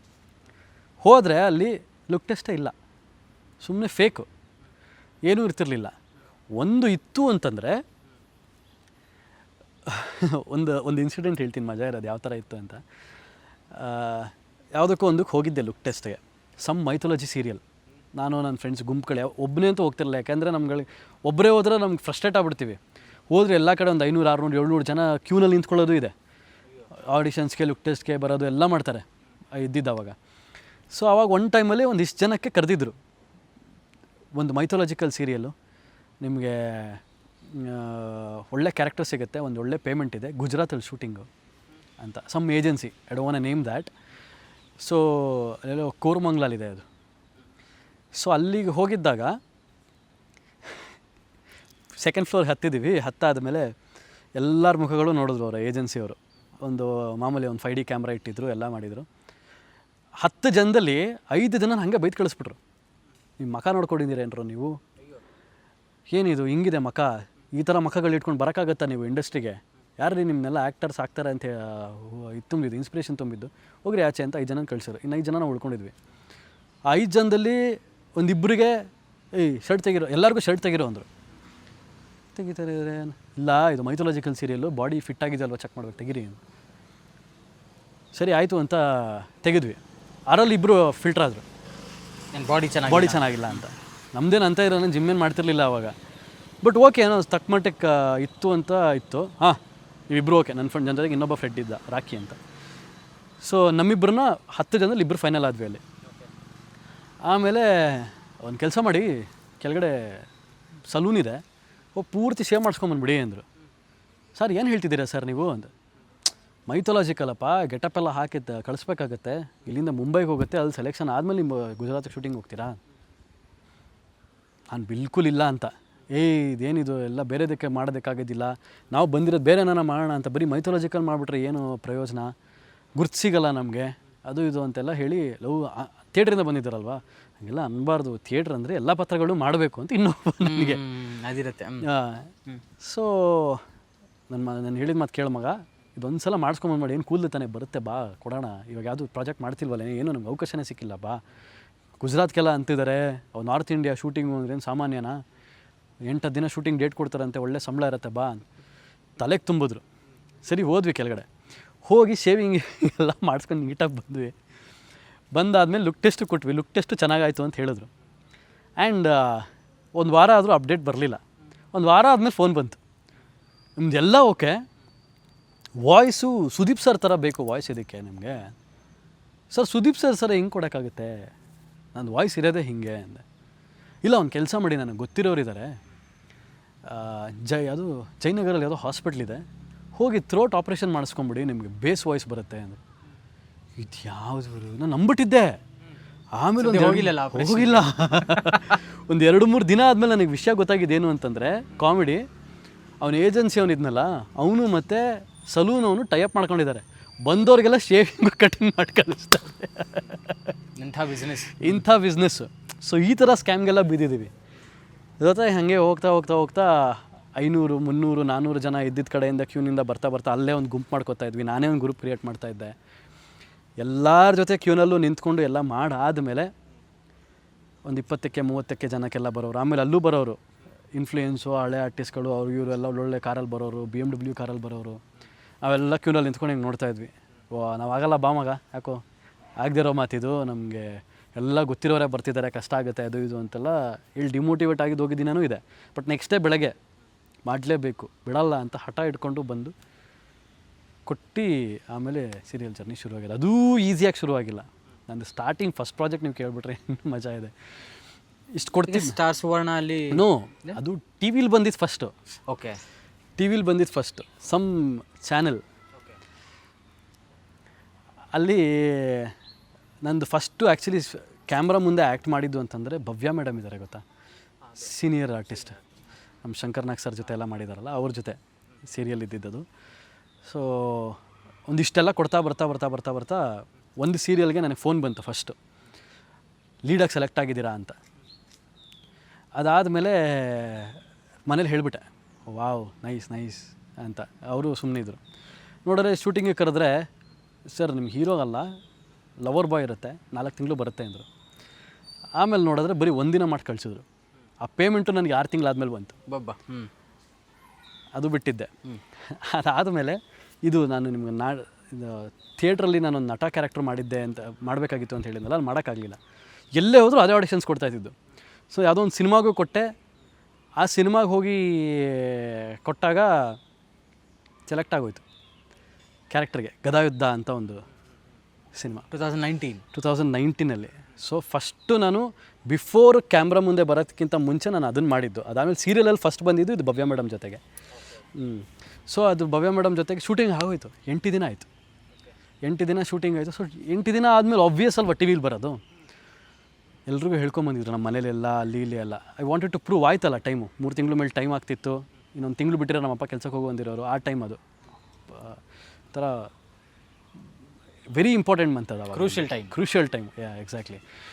ಆವಾಗ ಒಂದು 8-9 ದಿನ ಆದ ನನ್ನ ತಮ್ಮಂದು ಮುಂಜಿ ಟೈಮ್. ಆವಾಗ ಫಂಕ್ಷನ್ಗೆ ಎಲ್ಲರಿಗೂ ಮನೆಗೆ ಕರಿಬೇಕು ಅಂತ ಹೋಗ್ತಾರಲ್ಲ.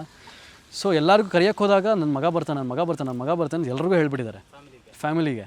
ಜೊತೆಗೆ ಅದೊಂದು ಫೇಮಸ್ ಚಾನಲ್ ಆಗಿತ್ತು ಅದು ಕೂಡ.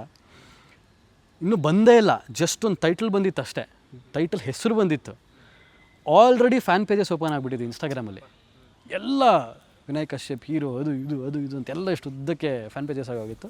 ಇನ್ನೂ ನೆನಪಿದೆ, ಮೇ 28ನೇ ತಾರೀಕು ಟೆಲಿಕಾಸ್ಟ್ ಆಗಬೇಕು. 8 ದಿನ ಶೂಟಿಂಗ್ ಮಾಡಿದ್ದೀನಿ. ಮೇ 24ನೇ ತಾರೀಕು ಫೋನ್ ಮಾಡಿ, ಸರ್ ನೀವಿಲ್ಲ ಸರ್, ನಿಮ್ಮ ಬದಲು ಬೇರೆ ಯಾರನ್ನ ಹಾಕ್ಕೊಂಡಿದ್ದೀವಿ, ರೆಕಗ್ನೈಸ್ ಆರ್ಟಿಸ್ಟೇ ಬೇಕಿತ್ತಂತೆ ಇದಕ್ಕೆ ಅಂತ ಹೇಳಿ ತೆಗೆದ್ಬಿಟ್ರು. ಆ್ಯಂಡ್ ದೆನ್ ಹೆಂಗೆ ನೆಕ್ಸ್ಟು ಎಷ್ಟು ಮಾಡೋದು ಗುರು, ಎಷ್ಟು ಆಡಿಷನ್ಸ್ ಕೊಡಬೇಕು, ಎಷ್ಟು ಇದು ಮಾಡಬೇಕು ಅಂಥೇಳಿ ಒಂಥರ ಬ್ಲ್ಯಾಂಕ್ ಆಗಿದ್ದೆ. ಆ ಟೈಮಲ್ಲಿ ಒಂದು 2-3 ಜನ ಅಲ್ಲೇ ಅದೇ ಸೀರಿಯಲಲ್ಲಿ ಮಾಡ್ತಿದ್ದವರೆಲ್ಲ ಹೇಳಿದ್ರೆಲ್ಲ ಮಾಡೋರು. ನಮ್ಮೊಬ್ಬರು ಡೈರೆಕ್ಟರ್ ಇದ್ದಾರೆ, ಈಗ is in a very good position ಒಂದು ಒಳ್ಳೆ ಚಾನಲಲ್ಲಿ. ಅವ್ರಿಗೆ ಫೋನ್ ಮಾಡಿದ್ದೆ, ಸರ್ ನಂಗೆ ತೆಗ್ದಿದ್ದು ಬೇಜಾರಿಲ್ಲ ಸರ್, ನಂಗೆ ದೇವರೇ ಬೇಜಾರಿಲ್ಲ ತೆಗ್ದಿದ್ದಕ್ಕೆ, ಏನಕ್ಕೆ ತೆಗೆದ್ರಿ, ನನ್ನ ಪರ್ಫಾರ್ಮೆನ್ಸ್ ಚೆನ್ನಾಗಿಲ್ವಾ ಏನು ಅಂತ ನಾನು ಕೇಳಿದೆ. ನಿನ್ನೆ ಅಲ್ಲಪ್ಪ ನನ್ನನ್ನೇ ತೆಗೆದಿದ್ದಾರೆ, ನೀನು ನನ್ನ ಕಡೆಯಿಂದ ಬಂದಿದ್ಯಾ ಅಂತ ಹೇಳಿ ತೆಗ್ದಿರೋದು ಅಷ್ಟೇ ಅದು ಅಂತ ಹೇಳಿದ್ರು. ಇದಕ್ಕೆ ನಾನು ಒಪ್ಪಲ್ಲ ಸರ್, ಅದು ಹೆಂಗೆ ಸರ್ ಅದು ಇದು ಮಗ, ಇದು ಇಂಡಸ್ಟ್ರಿಗೆ ಸ್ಟಾರ್ಟಿಂಗಲ್ಲಿ ನಿನ್ಗೆ ಆಗಿರೋದು ಒಳ್ಳೇದೇ, ಸ್ಟಾರ್ಟಿಂಗಲ್ಲೇ ಪೆಟ್ಟು ತಿಂದರೆ ಮುಂದೆ ಚೆನ್ನಾಗಿರುತ್ತೆ ಹೋಗು ಅಂಥೇಳಿ ಸ್ವಲ್ಪ ಮೋಟಿವೇಶನ್ ಕೊಟ್ಟಿದ್ರು. ಸೊ ಅದಾದಮೇಲೆ ಶುರುವಾಗಿದ್ದು ಅರಮನೆಗಿಳಿ. ಆ್ಯಂಡ್ ನಾನು ಸ್ವಲ್ಪ ಇದರಲ್ಲಿದ್ದೆ, ಬೇಜಾರಲ್ಲಿದ್ದೆ, ಏನು ಮಾಡೋದು ಅಂತ ಗೊತ್ತಾಗಿರಲಿಲ್ಲ ನನಗೆ.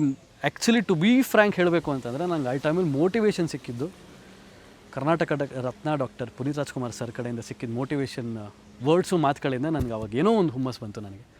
ನನಗೆ ಅವ್ರ ಜೊತೆ ಒಂದು ದಿನ 9 ಅವರ್ ಅವ್ರ ಜೊತೆ ಟೈಮ್ ಸ್ಪೆಂಡ್ ಮಾಡೋ ಅವಕಾಶ ಸಿಕ್ತು.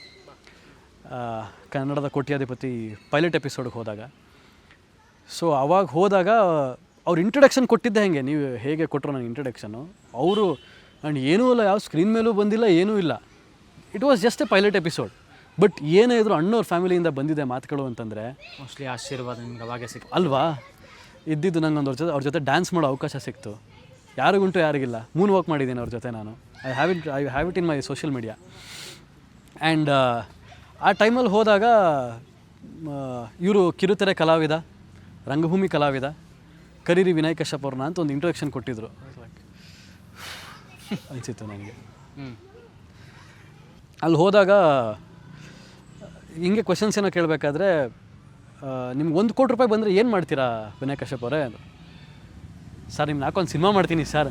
ಅಬ್ಬಬ್ಬಾ, ಓ ನಾನು ಬರ್ತೀನಿ ಅಂತ ನಿಮ್ಗೆ ಗೊತ್ತಾ 1 ಕೋಟಿಗೆ? ಇಲ್ಲ ಸರ್, ಬಟ್ ಏನೋ ಮಾಡಬೇಕಂತ ಆಸೆ ಇದೆ, ನಿಮ್ಗೆ ಪ್ರೊಡ್ಯೂಸ್ ಮಾಡಬೇಕಂತ ಆಸೆ ಇದೆ ಸರ್ ನನಗೆ ಅಂದಿದ್ದೆ. ಓಕೆ ನಿಮ್ಗೆ ಈ ಡ್ರೀಮ್ ಏನು ಅಂದರೆ, ಸರ್ ನಾನು ದೊಡ್ಡ ಸೂಪರ್ ಸ್ಟಾರ್ ಹೀರೋ ಆಗಬೇಕು ಸರ್, ನನಗೆ ಕನಸಿದೆ ಸರ್. ಆಗ್ತೀರಾ ಬಿಡ್ರಿ, ಯಾರು ಏನು ಬೇಕಾದರೂ ಸಾಧಿಸ್ಬೋದು, ದಿವಸ ಹೀರೋ ಆಗ್ತೀರಾ ಬಿಡ್ರಿ ನೀವು, ಲಿಟ್ಟಲಿ ಅಂತಿದ್ದಾರೆ ಅವ್ರ ಬಾಯಿಂದ. ಮೋಸ್ಟ್ಲಿ ನಿಮಗೆ. ಆ್ಯಂಡ್ ಡ್ಯಾನ್ಸ್ ಮಾಡಬೇಕಾದ್ರೂ ಅಷ್ಟೇ, ಸರ್ ಇನ್ನೇನು ಮುಗಿತಿತ್ತು ಎಪಿಸೋಡ್ ಅದು, ಸರ್ ಒಂದೇ ಒಂದು ರಿಕ್ವೆಸ್ಟ್ ಸರ್, ನಿಮ್ಮ ಜೊತೆ ಒಂದು ಸ್ಟೆಪ್ ಹಾಕ್ಬೇಕು ಸರ್ ಅಂತ. ಬನ್ನಿರಿ ಹಾಕೋಣ ಅಂಥೇಳಿ ನಟ ಸಾರ್ವಭೌಮ ಅದಕ್ಕೆ ಮೂನ್ ವಾಕ್ ಮಾಡಿದ್ದು. ಮಾಡಾದ್ಮೇಲೆ no what is set to me, ಏನು ರೀ ನನಗಿಂತ ಒಳ್ಳೆ ಡ್ಯಾನ್ಸರ್ ನೀವು, ಲೈಕ್ ಆಸ್ಟ್ರಕ್ ನಾನು. ಅಪ್ಪು ಸರ್ರು ನನಗೆ ಸಿಕ್ಕಾಪಟ್ಟೆ ಇಷ್ಟ ಚಿಕ್ಕ ವಯಸ್ಸಿಂದ. ಅಂಥವ್ರ ಬಾಯಲ್ಲಿ ಹೀಗೆಲ್ಲ ಇಷ್ಟು ಡೌನ್ ಟು ಅರ್ಥಾಗಿ ಮಾತಾಡ್ತಾರಲ್ಲ, ಇವ್ರನ್ನ ಮೀಟ್ ಮಾಡಾದ್ಮೇಲೆ ನನಗೇನೋ ಆಗುತ್ತೆ ಬಿಡು ಅಂತ ಒಂದು ಒಳ್ಳೆ ವೈಬಲ್ಲಿದ್ದೆ. ಆ್ಯಂಡ್ ಅದಾಗಿದ್ದ ತಕ್ಷಣ ನಾನು ಯಾವುದೋ ಒಂದು ಲುಕ್ ಟೆಸ್ಟ್ ಕೊಟ್ಟೆ. ಹಾಗೆ ಲುಕ್ ಟೆಸ್ಟ್ ಇಲ್ಲ, ಅದು ಸಮ್ ರೀಪ್ಲೇಸ್ ಕ್ಯಾರೆಕ್ಟರ್, ಅರಮನೆ ಗಿಳಿ ಅಂತಲೇ ಶುರುವಾಗಿ ಡೆಬ್ಯೂ ಹೇಳಿದ್ನಲ್ಲ ನಾನು. ಅದು ಸೀರಿಯಲಿಂದ ಆಚೆ ಬಂದಿದ್ದೆ ಅಂತ ಹೇಳಿದ್ನಲ್ಲ, ಆ ಸೀರಿಯಲಲ್ಲಿ ಆ ಕ್ಯಾರೆಕ್ಟರ್ ನನ್ನ ಬದಲು ಮಾಡಿದವ್ರದ್ದು 3 ತಿಂಗಳಿತ್ತು ಅಷ್ಟೇ. ಸೊ ನಂದು ಸೀರಿಯಲ್ ಶುರುವಾಗಿದ್ದ ದಿನ ಆ ಸೀರಿಯಲಲ್ಲಿ ಆ ಕ್ಯಾರೆಕ್ಟರ್ ಆಕ್ಸಿಡೆಂಟಾಗಿ ಸತ್ತೋಗುತ್ತೆ. ನಾನು ಟೆಲಿಕಾಸ್ಟ್ ಆಗಿದ್ದಿನ, it was a coincident. So ಅಲ್ಲಿಗೆ ಏನೋ ಬ್ಯಾಲೆನ್ಸ್ ಆಯಿತು, ದೇವ್ರ ದಯೆ, ಪುನೀತ್ ರಾಜ್ಕುಮಾರ್ ಅವರ ಆಶೀರ್ವಾದ ಸಿಕ್ತು. ಸೀರಿಯಸ್ಲಿ ನನಗೆ ಹೇಳಿಲ್ವಾ, ನನಗೆ ನಾನು ತಮಾಷೆಗಂತೂ ಹೇಳ್ತಿಲ್ಲ, ಟು ಬಿ ಫ್ರ್ಯಾಂಕ್, ನನಗೆ ಆ ಟೈಮಲ್ಲಿ ಅವ್ರು ಆಡಿದ ಮಾತುಗಳು ಮಾತ್ರ ಇದೆಯಲ್ಲ, ಸಮಥಿಂಗ್ ನನ್ನ ಲೈಫಲ್ಲಿ ಮರೆಯಲ್ಲ. It was most memorable one. So ಅಲ್ಲಿಂದ ತಾವು ತಮ್ಮ ಸೀರಿಯಲ್ ಜರ್ನಿ ಅದಾದ್ಮೇಲೆ ಸ್ಟಾರ್ ಸುವರ್ಣಲ್ಲಿ ಅರಮನೆ ಗಿಳಿಯಿಂದ ಆರಂಭ ಮಾಡ್ತೀರಾ. ಸೊ ಐ ಗೆಸ್ ನಿಮಗೆ ಇಷ್ಟು ಹಂತದಲ್ಲಿ ತಾವು ನೋಡಿದಂತಹ ಫೇಲ್ಯೂರ್ಸ್, ಬಹುಶಃ ನೀವೇ ಹೇಳ್ತಾ ಇದ್ದ ಹಾಗೆ ಆ ಒಂದು ಝೀಲ್ ನಿಮಗೆ ಹಸಿವಿತ್ತು, ಅಂದರೆ ನನಗೆ ಎಲ್ಲೂ ಪ್ರಮುಖವಾದಂತಹ ಪಾತ್ರಗಳು ಫೇಲ್ಯೂರ್ಸ್ ಅನ್ನೋದಕ್ಕಿಂತ ಇದೊಂಥರ ಎಕ್ಸ್ಪೀರಿಯನ್ಸು. ಅಲ್ಲ, whatever you tell. See, ನಾವು ಹೇಳೋದು ಈಗ ನೀವು ಅಷ್ಟು ಕಲಿತಿದ್ರೆ ನಿಮ್ಗೊಂದು ಹಸಿವಿತ್ತಲ್ಲ, ಏನೂ ಸಿಕ್ಕಿಲ್ಲ ಅನ್ನುವಂಥದ್ದು. ಮತ್ತು ಈ ಥರದ ಒಂದಷ್ಟು ಇನ್ಸಿಡೆಂಟ್ಸ್ ಎಲ್ಲವೂ ಕೂಡ ಬಹುಶಃ ನಿಮ್ಮನ್ನ ಪೂರ್ತಿ ನೆಕ್ಸ್ಟ್ ಲೆವೆಲ್ಗೆ ತಯಾರಿ ಮಾಡಿತ್ತು ಅನ್ಸುತ್ತೆ. ಅಲ್ಲಿಂದ ತಾವು ಆರಂಭ ಮಾಡಿದ್ರಿ. ಅರಮನೆ ಗಿಳಿ ಬಗ್ಗೆ ಹೇಳೋದಾದರೆ, ಅರಮನೆ ಗಿಳಿ ಅದೊಂದು ದೊಡ್ಡ ಕಾಸ್ಟಿಂಗ್. ಅದು ಪವಿತ್ರ ಲೋಕೇಶ್ ಮೇಡಮ್ ಅಮ್ಮನ ಕ್ಯಾರೆಕ್ಟ್ರು. ಅವಾಗೆಲ್ಲ ನಾವು ನೋಡಿದ್ವಿ. ಅಲ್ಲು ಅರ್ಜುನ್ ಸರ್ಗೆ ಅಮ್ಮನ ಕ್ಯಾರೆಕ್ಟರ್ ಮಾಡಿದ್ದಾರೆ, ಸುಮಾರು ವರ್ಷಗಳಿಂದ ಮಾಡ್ಕೊಂಬಂದಿದ್ದಾರೆ. ಅಲ್ಲಿ ಜೊತೆಗೆ ಎಲ್ಲ ಸೀನಿಯರ್ಸ್, ಆಲ್ಮೋಸ್ಟ್ ಲೈಕ್ 15 to 20 ಇಯರ್ಸಿಂದ ಇಂಡಸ್ಟ್ರಿಲಿ ಇರೋರೇ ಎಲ್ಲ ಮೇಜರ್ ಇದ್ದೀನಿ, ನಾನು ಒಬ್ಬನೇ ಹೊಸಬ. ಸೊ ಅದೊಂಥರ ಎಕ್ಸ್ಪೀರಿಯನ್ಸ್ ಚೆನ್ನಾಗಿದೆ. ಅದು ನೀನು 9 ತಿಂಗಳೇನೋ ಬಂತು ಅನಿಸುತ್ತೆ. ಸೆಕೆಂಡ್ ಲೀಡಾಗಿ ಮಾಡಿದ್ದೆ, and that was my debut in Aramane Gili. ಅಲ್ಲಿಂದ ತಾವು ಬೇರೆ ಬೇರೆ ಉದಯಾನಲ್ಲಿ ಧಾರಾವಾಹಿಗಳು ಮಾಡ್ತೀರಾ, ಮತ್ತು ಕಲರ್ಸ್ ಕನ್ನಡದಲ್ಲಿ, ಜಿ ಕನ್ನಡದಲ್ಲಿ, ಸುವರ್ಣನಲ್ಲಿ ತಾವು ಮೈಥಲಾಜಿಕಲ್ ಕ್ಯಾರೆಕ್ಟರ್ ಕೂಡ ಮಾಡ್ತೀರಾ. ನನಗೆ ಈ ಸಂದರ್ಭದಲ್ಲಿ ನಿಮ್ಮೊಂದು ವೈಯಕ್ತಿಕವಾಗಿ ಕೇಳಬೇಕು ಅಂತ ಒಂದು ಆಸೆ. ಈಗ ಬಹುಶಃ ಈಗ ನಿಮಗೆ ಈ ರಂಗಭೂಮಿ ತಯಾರಿ ಅದನ್ನು ಸಾಧ್ಯ ಮಾಡಿಕೊಡ್ತಾ ಅನ್ನುವಂಥ ಒಂದು ಪ್ರಶ್ನೆ. ನೀವು ಬೇರೆ ಬೇರೆ ಡಿಫ್ರೆಂಟ್ ಕ್ಯಾರೆಕ್ಟರ್ಸ್ ಮಾಡಿದ್ರ. ಒಬ್ಬ ಆ್ಯಕ್ಟರ್ಗೆ ಇರುವಂಥ ಕನಸೇ ಅದಾಗಿರುತ್ತೆ, ಟು ಎಕ್ಸ್ಪೋಸ್ ಹಿಮ್ಸೆಲ್ಫ್. ಅಂದರೆ ಎಲ್ಲ ಥರದ ಪಾತ್ರಗಳು ನಂಗೆ ಸಿಗಬೇಕು ಅಂತ. ನೀವೇ ಹೇಳ್ದಂಗೆ ನಿಮಗೆ ಸಿಗದೇ ಇದ್ದಿದ್ದು ಇಷ್ಟು ಸೀರಿಯಲ್ಸಲ್ಲಿ ನಿಮಗೆ ಎಲ್ಲ ಥರದ ಪಾತ್ರಗಳಿಗೂ ಸೂಟ್ ಆಗೋ ಥರ ಹೇಗೆ ಸಾಧ್ಯ ಆಯಿತು ಅಂತ? ಸೂಟ್ ಆಗೋ ಥರ ಅದೇ ನನ್ನ ಕ್ಯಾಸ್ಟ್ ಮಾಡಿದವ್ರಿಗೆ ಅನಿಸಿರತ್ತೇನೋ. ಸೊ ತೊಗೊಂಡಿರ್ತಾರೆ, ಬಟ್ ಅಲ್ಲಿ ನಾವು ಮಾಡಿ ತೋರಿಸ್ಬೇಕು. ಸೊ ಆವಾಗಲೇ ಅವ್ರು ಆ್ಯಕ್ಸೆಪ್ಟ್ ಮಾಡೋದು. ಬಟ್ ನನಗೆ ಏನು ಅಂತಂದರೆ, ಎಲ್ಲೋ ಒಂದು ಕಡೆ ಬೇರೆ ಬೇರೆ ಕ್ಯಾರೆಕ್ಟರ್ಸ್ ಮಾಡಿದ್ರೆ, ಯಾಕೆಂದರೆ ಒಂದು ಮಾಧ್ಯಮ ಅಂತಂದರೆ it is very powerful. So ಈಗ ನಿಮ್ಮ ನ್ಯೂಸ್ ಚಾನಲ್ ಆಗಿರ್ಬೋದು, ಒಂದು ಟಿ ವಿ ಮುಖಾಂತರ, OTT, ಸಿನಿಮಾ, ಏನೇ ಇದ್ರೂ ಇಟ್ಸ್ ಅ ಪ್ಲ್ಯಾಟ್ಫಾರ್ಮ್ ಜನರು ನೋಡೋದಕ್ಕೆ. ನನಗೇನು ಅಂತಂದರೆ ಡಿಫ್ರೆಂಟ್ ಕ್ಯಾರೆಕ್ಟರ್ಸ್ ಮಾಡಿದ್ರೆ ಒಂದಿಷ್ಟು ಜನ ಆಸ್ಪೈರಿಂಗ್ ಡೈರೆಕ್ಟರ್ಸ್ ನೋಡ್ತಿರ್ತಾರೆ, ಯಾರಾದರೂ ಒಬ್ಬರು ನೋಡ್ತಾರೆ. ನಮ್ಮ ಕೆಲಸ ನಾವು ಕ್ಯಾಮ್ರಾ ಮುಂದೆ ಆನೆಸ್ಟಾಗಿದ್ದು, ನಾನು ನಂಬೋದು ಒಂದೇ, ಕ್ಯಾಮ್ರಾ ಮುಂದೆ ನಾವು ಆನೆಸ್ಟಾಗಿ ವರ್ಕ್ ಮಾಡಿದ್ರೆ ಕ್ಯಾಮ್ರಾ ನಮ್ಮನ್ನು ಕೈ ಬಿಡಲ್ಲ. ಅದಂತೂ ನಾನು ನಂಬ್ತೀನಿ. ಕ್ಯಾಮ್ರಾ ಮುಂದೆ ನಾವು ಸಿನ್ಸಿಯರ್ ಆಗಿರಬೇಕು, ನಮ್ಮ ಪಾತ್ರಕ್ಕೆ ನಾವು 100% ಕೊಡಬೇಕು. ಸೊ ಇದೆಲ್ಲ ಕೊಟ್ಟರೆ ಒಂದಿಷ್ಟು ಜನ ನಮ್ಮನ್ನು ಮೇಲೆತ್ತೋರು ಇರ್ತಾರೆ, ಇರಲ್ಲ ಅಂತಿಲ್ಲ. ಒಂದು ಟೈಮ್ ಬರಬೇಕು, ಆ ಟೈಮ್ ಬರುತ್ತೆ ಅಂತ ನನಗೆ ಗೊತ್ತಿದೆ. ಸೊ ಡೂ ಯು ಬಿಲೀವ್, ವಿನಯವರೇ ನೀವೇ ಹೇಳ್ತಾ ಇದ್ರಿ, ಎಲ್ಲೋ ಒಂದು ಕಡೆ ಇನ್ಫ್ಲೂಯೆನ್ಸ್ ವರ್ಕ್ ಆಗುತ್ತೆ, ಇಲ್ಲಿ ಬೇರೆ ಥರದಕ್ಕೆ ಅವಕಾಶಗಳಿದೆ ಸೀರಿಯಲ್ ಇಂಡಸ್ಟ್ರಿನಲ್ಲಿ ಅನ್ನುವಂಥ ಒಂದು ಮಾತು ಇದ್ದೇ ಇದೆ. ಸೊ ಎಲ್ಲೋ ಒಂದು ಕಡೆ ತಾವು ಏನೇನಾದರೂ ಫೇಸ್ ಮಾಡಿದ್ರೆ, ಅಥವಾ ತಮ್ಮ ಕಣ್ಣಿಗೆ ಏನಾದರೂ ಬಿತ್ತಾ ಈ ಥರದ್ದು ಅಂತ? ನಾನು ನೋಡಿದ ಹಾಗೆ ಇನ್ಫ್ಲೂಯೆನ್ಸು ಒಂದು ತಕ್ಕ ಮಟ್ಟಿಗೆ ನಡೆಯುತ್ತೆ. ಅಂದರೆ ನಾನು ಅವಾಗ ಇದ್ದಿದ್ದು ಆ ಟೈಮಲ್ಲಿ ಆಡಿಷನ್ ಬ್ಯಾಕ್ಗ್ರೌಂಡ ದುಡ್ಡ, at the end of the day ದುಡ್ಡು ಎಲ್ಲನೂ ಅಳಿಯೋಕ್ಕಾಗಲ್ಲ. ಸೊ ಇನ್ಫ್ಲೂಯೆನ್ಸು ಕೂಡ ಒಂದು ಮಟ್ಟಕ್ಕೆ ನಡೆಯುತ್ತೆ. ಕೊನೆಗೆ ಆ್ಯಕ್ಟ್ ಮಾಡಬೇಕಾಗಿರೋದು ಕ್ಯಾಮ್ರಾ ಮುಂದೆ ಯಾರೂ ದೊಡ್ಡವರಲ್ಲ. ಎಂಥ ಸೂಪರ್ ಸ್ಟಾರ್ಸ್ ಇದ್ರೂ ಅವರೆಲ್ಲ, ಇನ್ಕ್ಲೂಡಿಂಗ್ ಶಾರುಖ್ ಖಾನ್ ಸರು ಕೂಡ ಸ್ಮಾಲ್ ಸ್ಕ್ರೀನಿಂದ ಬಂದಿರೋದು. ನಮಗೋರ್ಗೂ ಏನು ಡಿಫ್ರೆನ್ಸ್ ಅಂತಂದರೆ, ನಾವು ಚಿಕ್ಕ ಕ್ಯಾಮ್ರಾದಲ್ಲಿ ಮಾಡ್ತೀವಿ, ಸ್ವಲ್ಪ ಕಡಿಮೆ ರೀಚ್ ಇರೋ ಥರ, ಅವರು ವರ್ಲ್ಡ್ ವೈಡ್ ರೀಚ್ ಇರೋ ಥರ ಮಾಡ್ತಾರೆ. At the end of the day ಎಲ್ಲ ಕ್ಯಾಮ್ರಾ ಮುಂದೆ ಆ್ಯಕ್ಟ್ ಮಾಡಬೇಕು. ಎಲ್ಲರೂ ಆ್ಯಕ್ಟರ್ಸೇ, ಅವ್ರವ್ರ ಟೈಮ್ ಅಷ್ಟೇ. ಅದನ್ನು ನಾನು ನಂಬ್ತೀನಿ. ವಿನಯ್ ಕಶ್ಯಪ್ ಅವ್ರು ಹೀರೋ ಆಗೋದು ಲೇಟ್ ಆಯ್ತು ಅನ್ನಿಸ್ತಾ? ಡೆಫಿನೆಟ್ಲಿ ಕಷ್ಟ ಆಯಿತು. ಆ ಕಷ್ಟ ಪಡೋದ್ರ ಬದಲು ಎಲ್ಲಕ್ಕೂ ತಯಾರಾಗಿದ್ದರೆ ವಿನಯ್ ಕಶ್ಯಪ್ ಅವ್ರು ಬೇಗ ಹೀರೋ ಆಗ್ತಿದ್ರ? ಅಂದರೆ ನಾನು ಕೇಳ್ತಿದ್ದೆ. ನಾನು ಯಾವುದು ಕೇಳ್ದಿರ ಮಾಡ್ದಿರ ನಾನು ಬ್ಲೈಂಡಾಗಂತೂ ಏನೂ ಮಾಡಿಲ್ಲ. ಅದೊಂದು ಹೇಳಿದ್ನಲ್ಲ, ಮೊದಲನೇ ಸಿನಿಮಾ ಮಾಡಬೇಕಾದ್ರೆ ಶ್ರೀನಿವಾಸ್ ಗೌಡ್ರು ಸರ್ ಅಂತ, ಸರ್ ನಾನು ಹೀರೋ ಆಗ್ಬೇಕು ಸರ್, ಏನು ಮಾಡ್ಬೇಕು ಸರ್ ಅಂತ ಕೇಳಿದ್ದೆ. ಬೈದಿದ್ರು, ಲೈ ಇವತ್ತಾನೆ ಬಂದಿದೆ ಹೀರೋ ಅಂತಿದೆಯಲ್ಲ, ಹೆಂಗೋ ಆಗುತ್ತೆ ನಿನಗೆ. ಒಂದು ಹೇಳ್ತೀನಿ, ನೆನ್ಪಿಟ್ಕೊಂಬಾಗ, ನೀನು ಇಂಡಸ್ಟ್ರೀಲಿ ಒಂದು ಪೇಷನ್ಸ್ ಇರಬೇಕು, ಮೀಟ್ರ್ ಇರಬೇಕು, ಅಂದರೆ ತಡ್ಕೊಳ್ಳೋ ಮೀಟ್ರ್ ಇರಬೇಕು, ದಮ್ ಇರಬೇಕು. ಬೇರೆ ವರ್ಡ್ಸಲ್ಲೇ ಅಂದ್ರವರು, ಅದನ್ನು ಹೇಳೋಕ್ಕಾಗಲ್ಲ. ಸೊ ಇದೆರಡೂ ನಿನಗೆ ಇದ್ದರೆ, ತಡ್ಕೊಳ್ಳೋ ತಾಕತ್ತಿದ್ದರೆ ಇಂಡಸ್ಟ್ರಿಲಿ ಇರ್ತೀಯ ಮಗ, ಇಲ್ಲಾಂದರೆ ಇರಲ್ಲ ಅಂದಿದ್ರು. ಸೊ ಅದು ನನಗೆ ಯಾವಾಗಲೂ ಅದರ ಸೀನಿಯರ್ಸ್ ಇದ್ದರೆ ನಾನು ಫಸ್ಟ್ ಕೇಳೋದೇ ಅದು, ಸರ್ ನೀವು ಇಷ್ಟು ವರ್ಷ ಮಾಡಿದಿರಲ್ಲ, ನಿಮ್ಮ ಎಕ್ಸ್ಪೀರಿಯನ್ಸ್ ಏನಿತ್ತು ಅಂತ. ಅದನ್ನು ತೊಗೊಂಡು ನಮಗೂ ಮುಂದೆ ಹೋಗೋದಕ್ಕೆ ದಾರಿ ಆಗುತ್ತಲ್ಲ. ನಿಜ. ಸೊ ನಾವು ಒಬ್ಬರೇ ನಾವೇನೋ ಸಾಧಿಸ್ತೀವಿ ಅನ್ನೋದಕ್ಕಂತೂ ಆಗೋದಿಲ್ಲ. ಬೇರೆ ಹಿರಿಕರು ಏನು ಮಾಡ್ಕೊಂಡು ಹೋಗಿರ್ತಾರೋ ಅವ್ರ ಪ್ಲ್ಯಾನ್ ಪ್ರಕಾರ ಅವ್ರು ಏನು ಮಾಡಿದಾರೋ, ಅವ್ರೇನು ಒಳ್ಳೇದು ಮಾಡಿದ್ದಾರೆ, ಅವ್ರ ಥರ ನಡೆದ್ರೆ ಏನಾಗುತ್ತೆ, ಅವ್ರ ಬೇನಲ್ಲಿ ಹೋದರೆ ಏನಾಗುತ್ತೆ, ಇದೆಲ್ಲ ತಿಳ್ಕೊಂಡು ಬಂದವನು ನಾನು. ಸೊ ನನಗೆ ಕಷ್ಟ ಆಗಿದ್ದಂತೂ ಹೌದು. ಸ್ಟಾರ್ಟಿಂಗಲ್ಲೇ ತೊಗೊಬೇಕಂದ್ರೆ ತೊಗೊಳ್ಳಲ್ಲ, ಯಾಕಂದರೆ ಫಸ್ಟ್ ಆಫ್ ಆಲ್ ನನಗೇನು ಬ್ಯಾಕ್ಗ್ರೌಂಡ್ ಇಲ್ಲ. ಸ್ಟಾರ್ಟಿಂಗಲ್ಲೇ ಅವ್ರನ್ನ ಈಸಿಯಾಗಿ ತೊಗೊಳ್ಳೋದು ಇಲ್ಲ. ಆಮೇಲೆ ಚಾನಲ್ ಅವರು first of all recognise artist ನೋಡ್ತಾರೆ, ಜೊತೆಗೆ ನ್ಯೂಲಿ ಟ್ಯಾಲೆಂಟೆಡ್ಸ್ಗೂ ಬೆನ್ನು ತಟ್ತಾರೆ, ಇಲ್ಲ ಅಂತೇನಿಲ್ಲ. ಬಟ್ ಜಾಸ್ತಿ ಟೇಕ್ಸ್ ಆಗ್ತಾ ಹೋದಾಗ ಆಮೇಲೆ ಅವ್ರಿಗೂ ಅನ್ನಿಸ್ಬೇಕು. ಬಟ್ ಅವ್ರಿಗೆ ಹೆಂಗೆ ಅಂತಂದರೆ ರೆಕಗ್ನೈಸ್ ಆರ್ಟಿಸ್ಟ್ ರೀಚ್ ಆಗುತ್ತೆ ಜಾಸ್ತಿ ಅಂತ ಅವ್ರಿಗೂ ಮೈಂಡಲ್ಲಿರುತ್ತೆ. ಸೊ ನಮಗೂ ನಾವು ಪ್ರೂವ್ ಮಾಡಬೇಕು ಅನ್ನೋದು ಇರುತ್ತೆ. ಇಟ್ಸ್ ಅ ಪ್ರೋಸೆಸ್ ಅಷ್ಟೇ, ಅವ್ರದ್ದು ಇದಿರಲ್ಲ, ಅದು ಎಲ್ಲರೂ ಈ ಫೇಸ್ನ ಫಾಲೋ ಮಾಡಲೇಬೇಕು. ಎಸ್ ವಿನಯ್ ಅವರೇ, ನೀವು ಹೇಗೆ ಸೀರಿಯಲ್ ಜರ್ನಿ ಶುರು ಮಾಡಿದ್ರಿ ಅಂತ ಹೇಳ್ತಾ ಇದ್ರಿ. ಬಹುಶಃ ಎಲ್ಲ ಒಂದು ಕಡೆ ನೀವು ಲಕ್ಕಿ ಅನ್ಸುತ್ತಾ? ನೀವು ಹೇಳಿದ ಹಾಗೆ ನಿಮ್ಮ ಅರಮನೆ ಗಿಳಿಯಲ್ಲಿ ಹಿರಿಯ ನಟಿ ಪವಿತ್ರ ಲೋಕೇಶ್ ಅವ್ರ ಜೊತೆ ಕೆಲಸ ಮಾಡ್ತೀರಾ. ತದನಂತರದ ಒಂದಷ್ಟು ಧಾರಾವಾಹಿಗಳಲ್ಲೂ ಕೂಡ ತುಂಬ ಜನ ಹಿರಿಯ ನಟರ ಜೊತೆ ಕೆಲಸ ಮಾಡಿದಾರೆ. ನೀವೊಬ್ಬರೇ ಫ್ರೆಶರ್ ಇದ್ರಿ ಅಂತ ನೀವೇ ಹೇಳ್ತಾ ಇದ್ರಿ. ಅವ್ರಗಳ ಗೈಡೆನ್ಸ್ ಹೇಗಿತ್ತು ಮತ್ತು ನಿಮ್ಗೆ ಅವರಿಂದ ಏನಾದರೂ ಒಂದಷ್ಟು ಕಿವಿಮಾತುಗಳು ಏನಾದ್ರು ಕೇಳಿದ್ರಾ ಅಂತ? ಡೆಫಿನೆಟ್ಲಿ. ಯಾಕೆ ಅಂತಂದರೆ ಅಷ್ಟು ಜನದ ಮುಂದೆ ಆಮೇಲೆ ಪವಿತ್ರ ಲೋಕೇಶ್ ಮೇಡಮ್ ಆದಮೇಲೆ ಅವ್ರ ಕ್ಯಾರೆಕ್ಟರ್ಗೆ ಪದ್ಮಜರಾವ್ ಮ್ಯಾಮ್ ಬಂದರು. ಸೊ ಅವರು ಆ್ಯಕ್ಚುಲಿ ಅವ್ರನ್ನ ಪವಿತ್ರ ಲೋಕೇಶ್ ಮೇಡಮು ನಾನು ಬಂದು ಒಂದು 3 ವಾರಕ್ಕೆ ಬಿಟ್ಟರು ಸೀರಿಯಲ್ನ. ಅವ್ರಾದ್ಮೇಲೆ ಪದ್ಮಜರಾವ್ ಮೇಡಮ್ ಬಂದರು. ನಂದು ಅವ್ರದ್ದೇ ಸೀನ್ ಇದ್ದಿದ್ದು. ಎಷ್ಟೇ ಥಿಯೇಟ್ರ್ ಮಾಡಿದ್ರು ಏನೋ ಮಾಡಿದ್ರು, ನಾವು ಚಿಕ್ಕ ವಯಸ್ಸಲ್ಲಿ ಸಿನಿಮಾಗಿನ್ಮ ಉಗ್ರಂ ನೋಡ್ಕೊಂಬಂದಿದ್ದೀವಿ, ಮುಂಗಾರು ಮಳೆ ನೋಡ್ಕೊಂಬಂದಿದ್ದೀವಿ. ಅವರೆಲ್ಲ ಆಲ್ರೆಡಿ ಲೆಜೆಂಡ್ಸು, ಸೀನಿಯರ್ ಆರ್ಟಿಸ್ಟ್ಗಳೆಲ್ಲ. ಆಮೇಲೆ ಸೀರಿಯಲ್ಸ್ಗಳಲ್ಲೂ ಸಿಕ್ಕಾಪಟ್ಟೆ ಎಕ್ಸ್ಪೀರಿಯನ್ಸ್ ಇರೋರು. ಅವ್ರು ಮುಂದೆ ಮಾಡ್ಬೇಕಾದ್ರೆ ಎಂಥವ್ರಿಗೆ ಸ್ಟಾರ್ಟಿಂಗ್ ಇದ್ರೂ ಒಂದು ಜರ್ಕರದು, ಯಾಕೆಂದರೆ ಸರಿ ಮಾಡ್ತಿದ್ದೀವೋ ಇಲ್ವೋ. ಆಮೇಲೆ ನಾವೇನೋ ಟೇಕ್ಸ್ ಜಾಸ್ತಿ ತೊಗೊಂಬಿಟ್ರೆ ಇರಿಟೇಷನ್ ಆಗ್ತಾರೆ, ಅದೆಲ್ಲ ಇತ್ತು. ಬಟ್ ಲಕ್ಕಿಲಿ ನನಗೆ ಯಾರೂ ಆ ಥರ ಡಿಮೋಟಿವೇಟ್ ಮಾಡೋದಾಗಲಿ ಯಾರೂ ಏನೂ ಮಾಡಿಲ್ಲ. ಇನ್ನೂ ಬೆನ್ನು ತಟ್ಟಿ ಚೆನ್ನಾಗಿ ಮಾಡಬೇಕು, ಹೀಗೆ ಮಾಡಬೇಕು, ಹಾಗೆ ಮಾಡಬೇಕು ಅಂತ ಗೈಡೆನ್ಸ್ ಕೊಟ್ಟಿರೋರೇ ಇದ್ದಾರೆ. ಆ್ಯಂಡ್ ಈಗಲೂ ಕೂಡ ನನಗೆ ಪದ್ಮಜರಾವ್ ಮೇಡಮ್ನ ನಾನು ಪದಮ್ಮ ಅಂತ ಕರಿತೀನಿ. ಈಗಲೂ ಕೂಡ ನನಗೆ ಫೋನ್ ಮಾಡ್ತಿರ್ತಾರೆ, ಮೆಸೇಜ್ ಮಾಡ್ತಿರ್ತಾರೆ, ಯು ಆರ್ ಡೂಯಿಂಗ್ ಗುಡ್ ಅಂತಾರೆ, ಎಲ್ಲ ಸಿಕ್ಕಿದಾಗ ಚೆನ್ನಾಗಿ ಮಾತಾಡಿಸ್ತಾರೆ.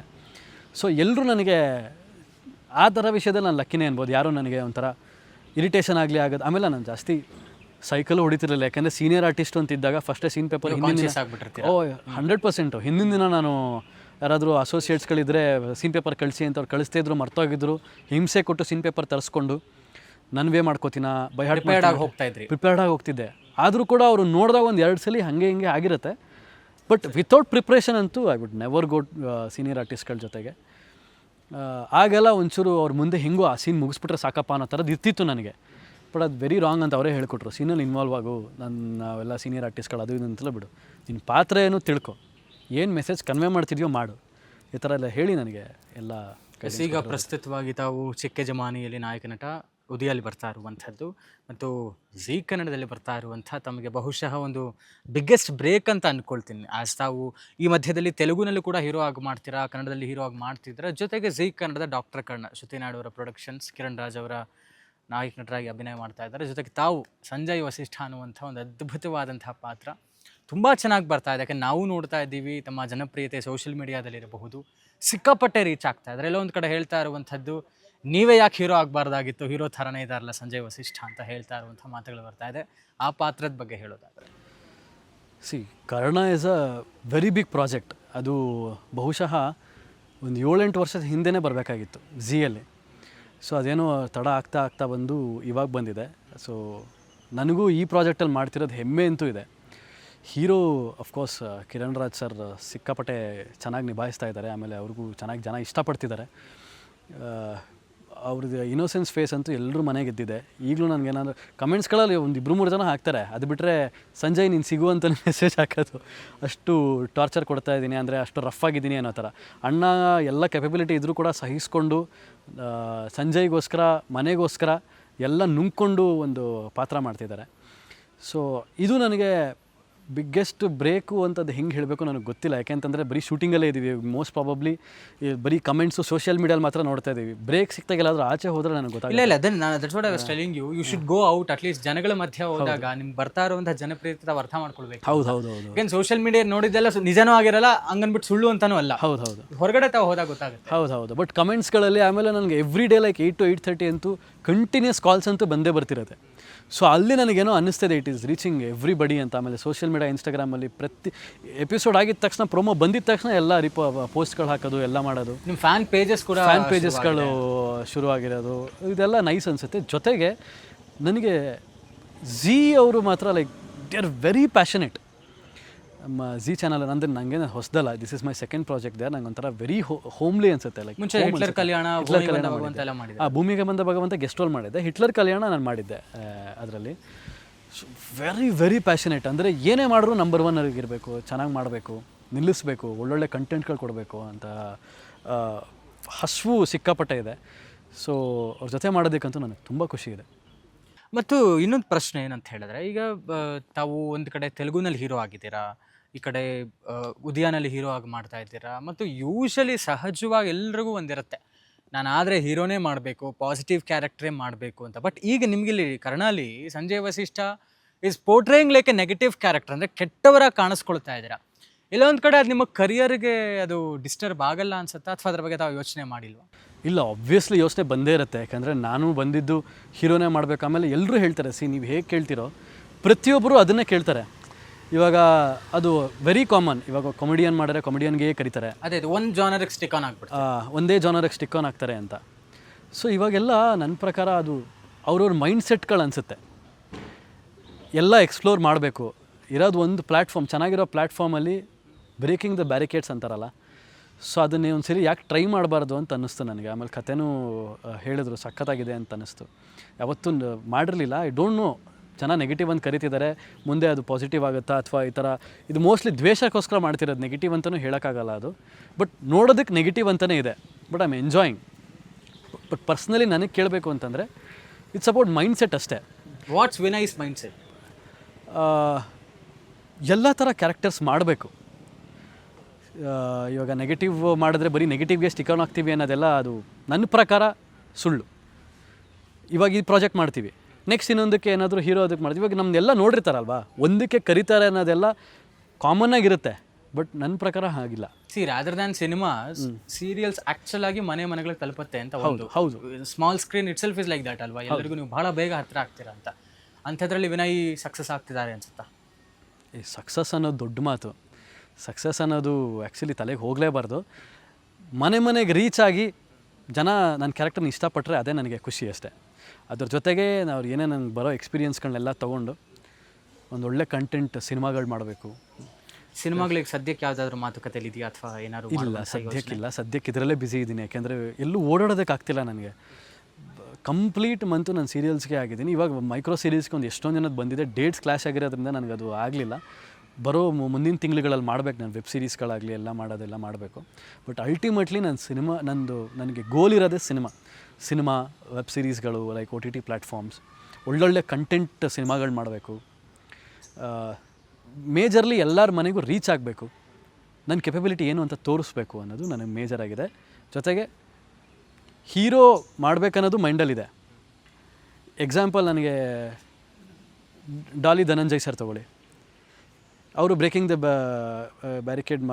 ಬ್ಯಾರಿಯರ್ಸ್ನ ಒಂದಷ್ಟು ವರ್ಷ ಹೀರೋ ಆಗಿ ಏನೂ ಮಾಡೋಕ್ಕಾಗಿಲ್ಲ ಅಂತ ಬ್ರೇಕಿಂಗ್ ದ ಬ್ಯಾರಿಯರ್ಸ್ ಆಗಿ ವಾಪಸ್ ಬಂದು ಮತ್ತೆ ನೆಗೆಟಿವ್ ಮಾಡಿ, ಮತ್ತೆ ಪಾಸಿಟಿವ್ ಮಾಡಿ, ನೆಗೆಟಿವ್ ಮಾಡಿ, ಇವಾಗ ಬೇರೆ ಲ್ಯಾಂಗ್ವೇಜಸ್ಸಲ್ಲೂ ನೆಗೆಟಿವ್ ಮಾಡ್ತಿದ್ದಾರೆ, ಇಲ್ಲಿ ಹೀರೋ ಆಗಿ ಮಾಡ್ತಿದ್ದಾರೆ. ಸೊ ಹಿ ಪ್ರೂವ್ಡ್ ಹಿಮ್ಸೆಲ್ಫ್ ಎಲ್ಲ ಥರನೂ ಮಾಡ್ಬೋದು ಅಂತ. ಅದೊಂದು ಮೈಂಡ್ ಸೆಟ್ ಅಷ್ಟೇ, ಜನರ ಮೈಂಡ್ ಸೆಟ್. ಡಾಲಿ ಧನಂಜಯ್ ವಿನಯ್ ಕಶ್ಯಪ್ಗೆ ಸಾಧ್ಯ ಇದೆಯಾ ಅಂತ ಹೇಳೋಕ್ಕಾಗಲ್ಲ.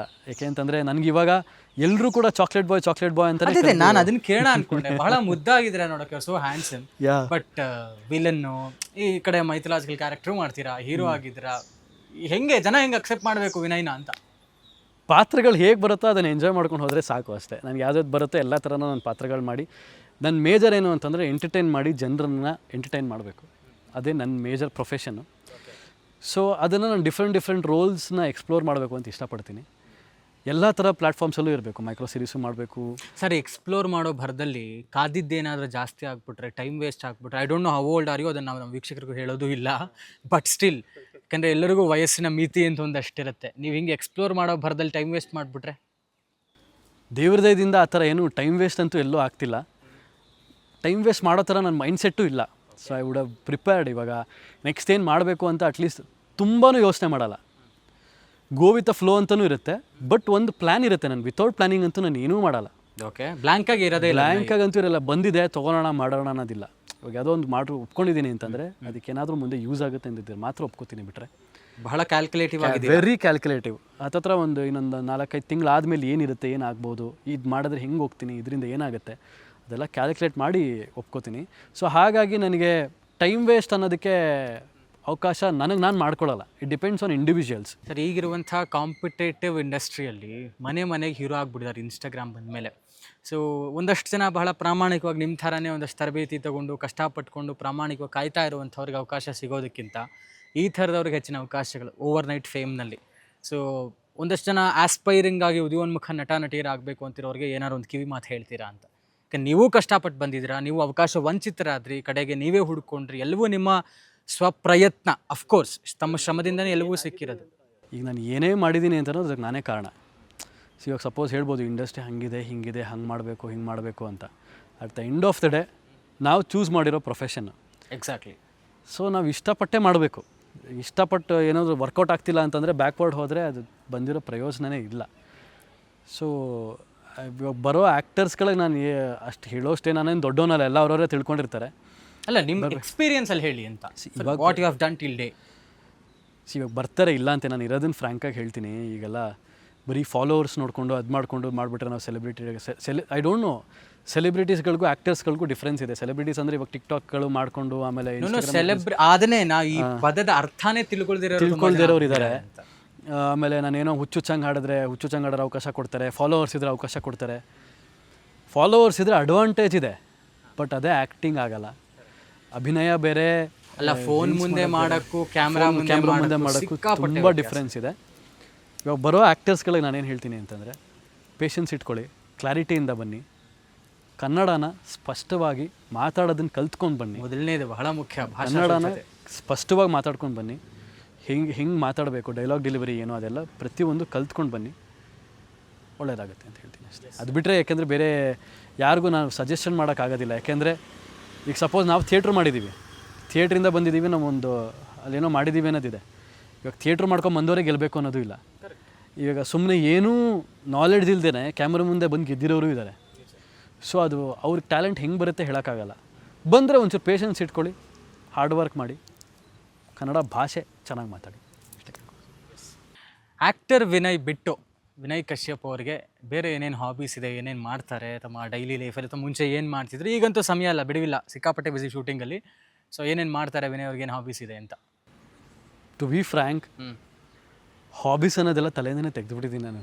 ಈಗ ಬಿಡ್ರಿ, ಮುಂಚೆ ಏನು ಮಾಡ್ತೀನಿ ಅಲ್ಲ, ಲೈಕ್ ಬಿಫೋರ್ ಇಂಜಿನಿಯರಿಂಗ್ ಟೈಮ್ಸ್ ಅಲ್ಲ, ಅಥವಾ ಇವಾಗ ಇಂಡಸ್ಟ್ರಿ ಕಾಲೇಜ್ ಡೇಸು ಅಥವಾ ಇನ್ಶಿಯಲ್ ಏನಿಲ್ಲ, ನೈಟ್ ಔಟ್ ಹೋಗೋದು, ಹುಡುಗರ ಜೊತೆ ಓಡಾಡೋದು ಮಾಮೂಲಿ ಎಲ್ಲ. ಏನು ಹುಡುಗರ ಜೊತೆ ಮಾತ್ರ? ಹಾಂ, ಹುಡುಗಿ ಹೋಗ್ತಾ ಇದ್ವಿ, ಹೋಗೋದು ಎಲ್ಲ ಮಾಡ್ತಾಯಿದ್ವಿ, ಎಲ್ಲ ಪ್ರತಿಯೊಂದೂ ಇತ್ತು. ಈಗಂತೂ ಲೈಕ್ ಇವಾಗ ಸುಮ್ಮನೆ ಕೂತಿದ್ರು ಕೂಡ, ಇವಾಗ ಸ್ವಲ್ಪದೊಂದು 5 ನಿಮಿಷ ಇವಾಗ ನೀವು ಬ್ರೇಕ್ ಅಂತ ಹೇಳಿದ್ರು ಕೂಡ ಏನೋ ಓಡ್ತಿರುತ್ತೆ ತಲೆಯಲ್ಲಿ. ಪ್ರೆಸೆಂಟ್ಲಿ ಇಲ್ಲಿ ಇರ್ತೀವಿ, ಬಟ್ ಯೋಚನೆ ಅಂತೂ ಸಿಕ್ಕಾಪಟ್ಟೆ ಇರುತ್ತೆ. ದೈಹಿಕವಾಗಿ ಮಾತ್ರ, ಇಲ್ಲಿ ಮಾನಸಿಕವಾಗಿ ಏನೋ ಒಂದು ಕ್ಯಾಲ್ಕುಲೇಟ್, ಏನೋ ಒಂದು ಓಡ್ತಾ ಇರುತ್ತೆ. ಸೊ ಈ ಮಧ್ಯದಲ್ಲಿ ಎಷ್ಟು ಜನ ಹುಡುಗಿರ್ ಫ್ಯಾನ್ಸ್ ಜಾಸ್ತಿ ಆಗ್ಯಾರ ವಿನಯ್ ಕಶ್ಯಪ್ ಅವರಿಗೆ? ಎಷ್ಟು ಪ್ರಪೋಸಲ್ಸ್ ಬರ್ತಾ ಇದೆ, ಹೇಗೆ ಏನು ಎತ್ತ ಅಂತ? ಪ್ರಪೋಸಲ್ಸ್ ಬಂದರೂ ಏನು ಪ್ರಯೋಜನ ಇಲ್ಲ. Married. Oh, okay. Married to my long time girlfriend and schoolmate. Okay, married. So ಇದು ಗೊತ್ತಿದೆಯಾ ವೀಕ್ಷಕರಿಗೆ ವಿನಯ್ ಕಶ್ಯಪ್ ಅವ್ರು ಮ್ಯಾರಿಡ್ ಅಂತ? ಪ್ರೊಫೈಲ್ ನೋಡಿದ್ರೆ ಗೊತ್ತಿರ್ಬೋದೇನೋ. Okay, I don't know. Okay, ಒಂದಷ್ಟು ಪ್ರಶ್ನೆಗಳಿದೆ ನಿಮಗೆ, ಒಂದು ಕ್ವಿಕ್ಕಾಗಿ ಆನ್ಸರ್ ಕೊಡಿ. ಲೈಫಲ್ಲಿ ಯಾವ್ದು ಮುಖ್ಯ, ಸೆಂಟಿಮೆಂಟಾ ಸೆಟ್ಲ್ಮೆಂಟಾ ಅಂತ? ಸೆಟ್ಲ್ಮೆಂಟೇ ಮುಖ್ಯ ವಿನಯ್ ಕಶ್ಯಪ್ ಅವರಿಗೆ. ಆ ಥರದ್ರಲ್ಲಿ ನೋಡಿದ್ರೆ settlement. So which is easy for you to do ಅಂತ? ಯಾವುದನ್ನು ಚೆನ್ನಾಗಿ ಬೇಗ ಮಾಡ್ತೀರಾ ಅಂತ? Comedy, dance, action and romance, comedy I do. Action ತುಂಬ ಇಷ್ಟಪಡ್ತೀನಿ ನಾನು. ಆ್ಯಕ್ಷನ್ ಸಿಕ್ಕಾಪಟ್ಟೆ ಇಷ್ಟ. ತರಬೇತಿ ತೊಗೊಂಡಿದ್ದೀರಾ ಏನಾದ್ರು? ಇಲ್ಲ ಎಲ್ಲ ಟಿ ವಿ ಸಿನಿಮಾ ಅವರು ಅದು ಇದು ಬೇರೆದೆಲ್ಲ ನೋಡಿ. ರೊಮ್ಯಾನ್ಸು ಇಷ್ಟ, ಬಟ್ ಪ್ರಿಫರೇಬಲಿ ಫಸ್ಟ್ ನನಗೆ ಈಗ ಆ್ಯಕ್ಷನ್ ಅಂತಂದರೆ ರೆಡಿ ಇರ್ತೀನಿ. ಈಗಲೇ ಬೇಕಾದ್ರೆ ಪಲ್ಟಿ ಮಾಡಬೇಕಂದ್ರೂ ಮಾಡ್ತೀನಿ. Okay, dream to work with one director, ಇಂಥ ನಿರ್ದೇಶಕರ ಜೊತೆ ನಾನು ಕೆಲಸ ಮಾಡಲೇಬೇಕು ಅನ್ನುವಂಥದ್ದು ಆಸೆ? ಇಂಥ ಡೈರೆಕ್ಟರ್ ಜೊತೆ ಅನ್ನೋದಿಲ್ಲ, ಒಳ್ಳೆ ಕಂಟೆಂಟು ವಾವ್ ಅನ್ನೋ ಥರ ಯಾರೇ ಸಬ್ಜೆಕ್ಟ್ ತೊಗೊಂಬಂದ್ರೂ ಅವ್ರಿಗೆ ನಾನು ಆ ಕ್ಯಾರೆಕ್ಟರ್ಗೆ ಜಸ್ಟಿಫಿಕೇಷನ್ ಕೊಡ್ತೀನಿ ಅಂತ ಅವ್ರ ಮೈಂಡಿಗೆ ಬಂದು ಮಾಡಬೇಕು ಅನ್ನೋ ಹಶ್ವಿದ್ರೆ ಎಲ್ಲ ಡೈರೆಕ್ಟರ್ಸ್ ಇರುವಂಥ ನಿರ್ದೇಶಕರು you don't want to name anybody ಅಂದರೆ maybe Prashanth Neel sir, ಅಂದರೆ ಇವರೆಲ್ಲ ದೊಡ್ಡ ಮಟ್ಟಕ್ಕಿದ್ದಾರೆ ಹೌದು, ಬಟ್ ಆ ಥರ ಎಷ್ಟೊಂದು ಜನ ಇದ್ದಾರೆ, ಇನ್ನೂ ಬೆಳೆಯೋರಿದ್ದಾರೆಲ್ಲ.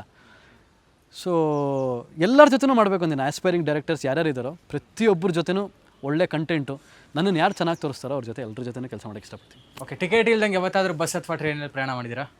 ಹಾಂ, ಟ್ರೈನಲ್ಲಿ ಪ್ರಯಾಣ ಮಾಡಿದ್ದೀನಿ. ಬಸ್ ನೆನಪಿಲ್ಲ, ಟ್ರೈನ್ ಪ್ರಯಾಣ. ಸಿಕ್ಕಾಕೊಂಡಿಲ್ವಾ? ಸಿಕ್ಕಾಕೊಂಡಿಲ್ಲ, ಸುಮ್ಮನೆ ಹೋಗಿದ್ದೀರಾ? ಆಯಿತು. ಮತ್ತು ಸ್ಕೂಲ್ ಟಿಕೆಟ್ ಇಲ್ದಿರ ಸಿನಿಮಾಗೂ ಹೋಗಿದ್ದೀನಿ. ಓ ಹಾಂ ಟಿಕೆಟಿಗೆ 5ನೇ ಕ್ಲಾಸಲ್ಲಿ ಆಪ್ತ ಮಿತ್ರ ಸಿನಿಮಾ. ಓಕೆ, ಸ್ಕೂಲ್ ಅಥವಾ ಕಾಲೇಜಲ್ಲಿ ಫೇಲ್ ಆಗಿದ್ದೇನಾರು ಸಂದರ್ಭ ಇದೆಯಾ ವಿನಯ್ ಕಶ್ಯಪ್? ಬ್ಯಾಕ್ಲಾಗ್ಸ್ ಇತ್ತು ಓಕೆ. ಇಂಜಿನಿಯರಿಂಗಲ್ಲಿ ಒಂದು 3-4 ಬ್ಯಾಕ್ಲಾಗ್ಸ್ ಇತ್ತು, ಕ್ಲಿಯರ್ ಮಾಡಿಕೊಂಡೆ. CCTV ಆಗುವಂಥ ಅವಕಾಶ ವಿನಯ್ ಕಶ್ಯಪ್ ಅವ್ರು ಸಿಕ್ಕರೆ ಎಲ್ಲಿ ಇನ್ಸ್ಟಾಲ್ ಆಗಕ್ಕೆ ಇಷ್ಟಪಡ್ತಾರೆ? India Pakistan border. ಯಾಕೆ? ಏನು ನಡೆಯುತ್ತೆ ಅಂತ ಕುತೂಹಲ. ಹಂಗೆ. ಆಮೇಲೆ ನನಗೊಂದು ಡ್ರೀಮ್ ರೋಲ್ ಇದೆ, ಎಲ್ಲ ಥರನೂ ಮಾಡಬೇಕು ಅಂತಿದೆ. ಸೋಲ್ಜರ್ ಪಾತ್ರ ಮಾಡಬೇಕು ಅಂತ ತುಂಬ ಇಷ್ಟ. ಲೈಕ್ ವೆರಿ ಪೇಟ್ರಿಯಾಟಿಕ್ ಕ್ಯಾರೆಕ್ಟರ್ ಮಾಡಬೇಕು, ಭಾರತಕ್ಕೋಸ್ಕರ ಸೋಲ್ಜರ್ಸ್ ಇರ್ತಾರಲ್ಲ ಅವ್ರದ್ದೇನಾದರೂ ಒಂದು ಬಯೋಪಿಕ್ ಮಾಡಬೇಕು ಅಂತ ಆಸೆ ಇದೆ. ಅದೊಂದು ಆಗಲಿ ಸರ್, ಅದು ಆಗಲಿ. Thank you so much. ಅದಾಗಬೇಕು ಅಂತ. ಯಾರೋ ಒಬ್ಬರ ಜೊತೆ ಸೆಲ್ಫಿ ತೆಕ್ಕೊಳ್ಳುವಂಥ ಆಸೆ ಇದೆಯಾ? ಯಾರು ಇದ್ದಾರಾ? ಕೆಲಸ ಮಾಡಬೇಕು ಅಂತ ಇದೆ, ಸೆಲ್ಫಿ ಅನ್ನೋದೆಲ್ಲ ಅದರಿಂದ ದೂರ ನಾನು. ಎಸ್ ವಿನಯ್ ಅವರೇ, ಕಡೆಯದಾಗಿ ವಾಟ್ ನೆಕ್ಸ್ಟ್ ಅಂತ ಏನು ಎಕ್ಸ್ಪೆಕ್ಟ್ ಮಾಡ್ಬೋದು ನಮ್ಮ ಜನ ವಿನಯ್ ಕಶ್ಯಪ್ ಅವರಿಂದ? ಒಂದಷ್ಟು ಪ್ಲ್ಯಾನ್ಸ್ಗಳಿದೆ. ಸಿನಿಮಾ ಮಾಡಬೇಕು, ಸಿನಿಮಾ ಮಾಡ್ತೀನಿ. ಜೊತೆಗೆ ಇವಾಗ ಕರ್ಣ ತುಂಬ ಚೆನ್ನಾಗಿ ಹೋಗ್ತಿದೆ, ನೋಡಿ ಪ್ರೀತಿ ಪ್ರೋತ್ಸಾಹ ತೋರಿಸಿ ನಿಮ್ಗಳ ಆಶೀರ್ವಾದ ಸಪೋರ್ಟ್ ಎಲ್ಲ ಬೇಕು ಅಂತ ಕೇಳ್ಕೊತೀನಿ. ಹಾಗೆ ನಾನು ಏನೇ ಪ್ರತಿಯೊಂದು ಇದು ಮಾಡಿದ್ರೂ ನನಗೆ ಸಪೋರ್ಟ್ ಮಾಡ್ತಿರೋರು, ನನಗೆ ಯಾರ್ಯಾರು ಬೆಳಿಬೇಕು ಅಂತ ನನಗೆ ಆಶಿಸ್ತಾರಲ್ಲ ಅವರೆಲ್ರಿಗೂ from the bottom of my heart thank you so much. ಇನ್ನೂ ಒಳ್ಳೊಳ್ಳೆ ಕೆಲಸಗಳು ಮಾಡ್ತೀನಿ, ನಿಮ್ಮ ಸಪೋರ್ಟ್ ಇರಲಿ. ಎಸ್ ವಿನಯ್ ಅವರೇ, ತಮ್ಮೆಲ್ಲ ಕನಸುಗಳು ನನಸಾಗಲಿ ಅಂತ ಈ ಮೂಲಕ ಆಶಿಸ್ತೀವಿ. ಇನ್ನು ಎತ್ತರದ ಯಶಸ್ಸು ನಿಮ್ಮದಾಗಲಿ ಅಂತ ನಮ್ಮ ವಾಹಿನಿ ಮುಖಾಂತರ ಆಶಿಸ್ತೀವಿ. ಧನ್ಯವಾದಗಳು ನಮ್ಮ ವಾಹಿನಿ ಜೊತೆ ಮಾತಾಡೋದಕ್ಕಾಗಿ, ಭಾಗಿಯಾಗೋದಕ್ಕಾಗಿ. Thank you. ತುಂಬ ಚೆನ್ನಾಗಿ ನಡೆಸ್ಕೊಟ್ರಿ. ಹಾಗೆ ನಿಮ್ಮ ಅಶ್ವವೇಗ ಚಾನಲ್ಲು ತುಂಬ ಚೆನ್ನಾಗಿ ಓಡ್ತಿದೆ, ಎಲ್ಲ ಕಡೆನೂ ನಿಮ್ಮದೇ ಓಡ್ತಿರುತ್ತೆ. ಸೊ ಇನ್ನೂ ದೊಡ್ಡ ಮಟ್ಟಕ್ಕಾಗಲಿ ಅಂತ ನಾನು ಕೇಳ್ಕೊತೀನಿ. Thank you so much. Yes, ನೋಡಿದ್ರಲ್ಲ ವೀಕ್ಷಕರೇ, ವಿನಯ್ ಕಶ್ಯಪ್ ಅವರು ಕರ್ನಾಟಕ ರತ್ನ ಪುನೀತ್ ರಾಜ್ಕುಮಾರ್ ಅವರ ಆಶೀರ್ವಾದದಿಂದ ತಮ್ಮ ಸಿನಿ ಮತ್ತು ಸೀರಿಯಲ್ ಜರ್ನಿನ ಆರಂಭ ಮಾಡಿ ಇಲ್ಲಿಯ ತನಕ ಬಹಳ ಎತ್ತರದ ಯಶಸ್ಸನ್ನು ಕಾಣ್ತಾ ಇರುವಂಥವರು ಮತ್ತು ಕನಸನ್ನು ಇಟ್ಕೊಂಡು ತಮ್ಮೆಲ್ಲರನ್ನ ಮನರಂಜೋದಕ್ಕೋಸ್ಕರ ಬರ್ತಾ ಇರುವಂತಹ ವಿನಯ್ ಕಶ್ಯಪ್ ಅವರ ಮೇಲೆ ನಿಮ್ಮ ಆಶೀರ್ವಾದ ಸದಾ ಇರಲಿ ಅಂತ ಕೇಳ್ಕೊಳ್ತಾ ಈ ಹೊತ್ತಿನ ಕಾರ್ಯಕ್ರಮ ಮುಗಿಸ್ತಾ ಇದ್ದೀವಿ. ನೋಡ್ತಾ ಇರಿ ಅಶ್ವವೇಗ ನ್ಯೂಸ್, ಇದು ಸತ್ಯಾನ್ವೇಷಣೆ.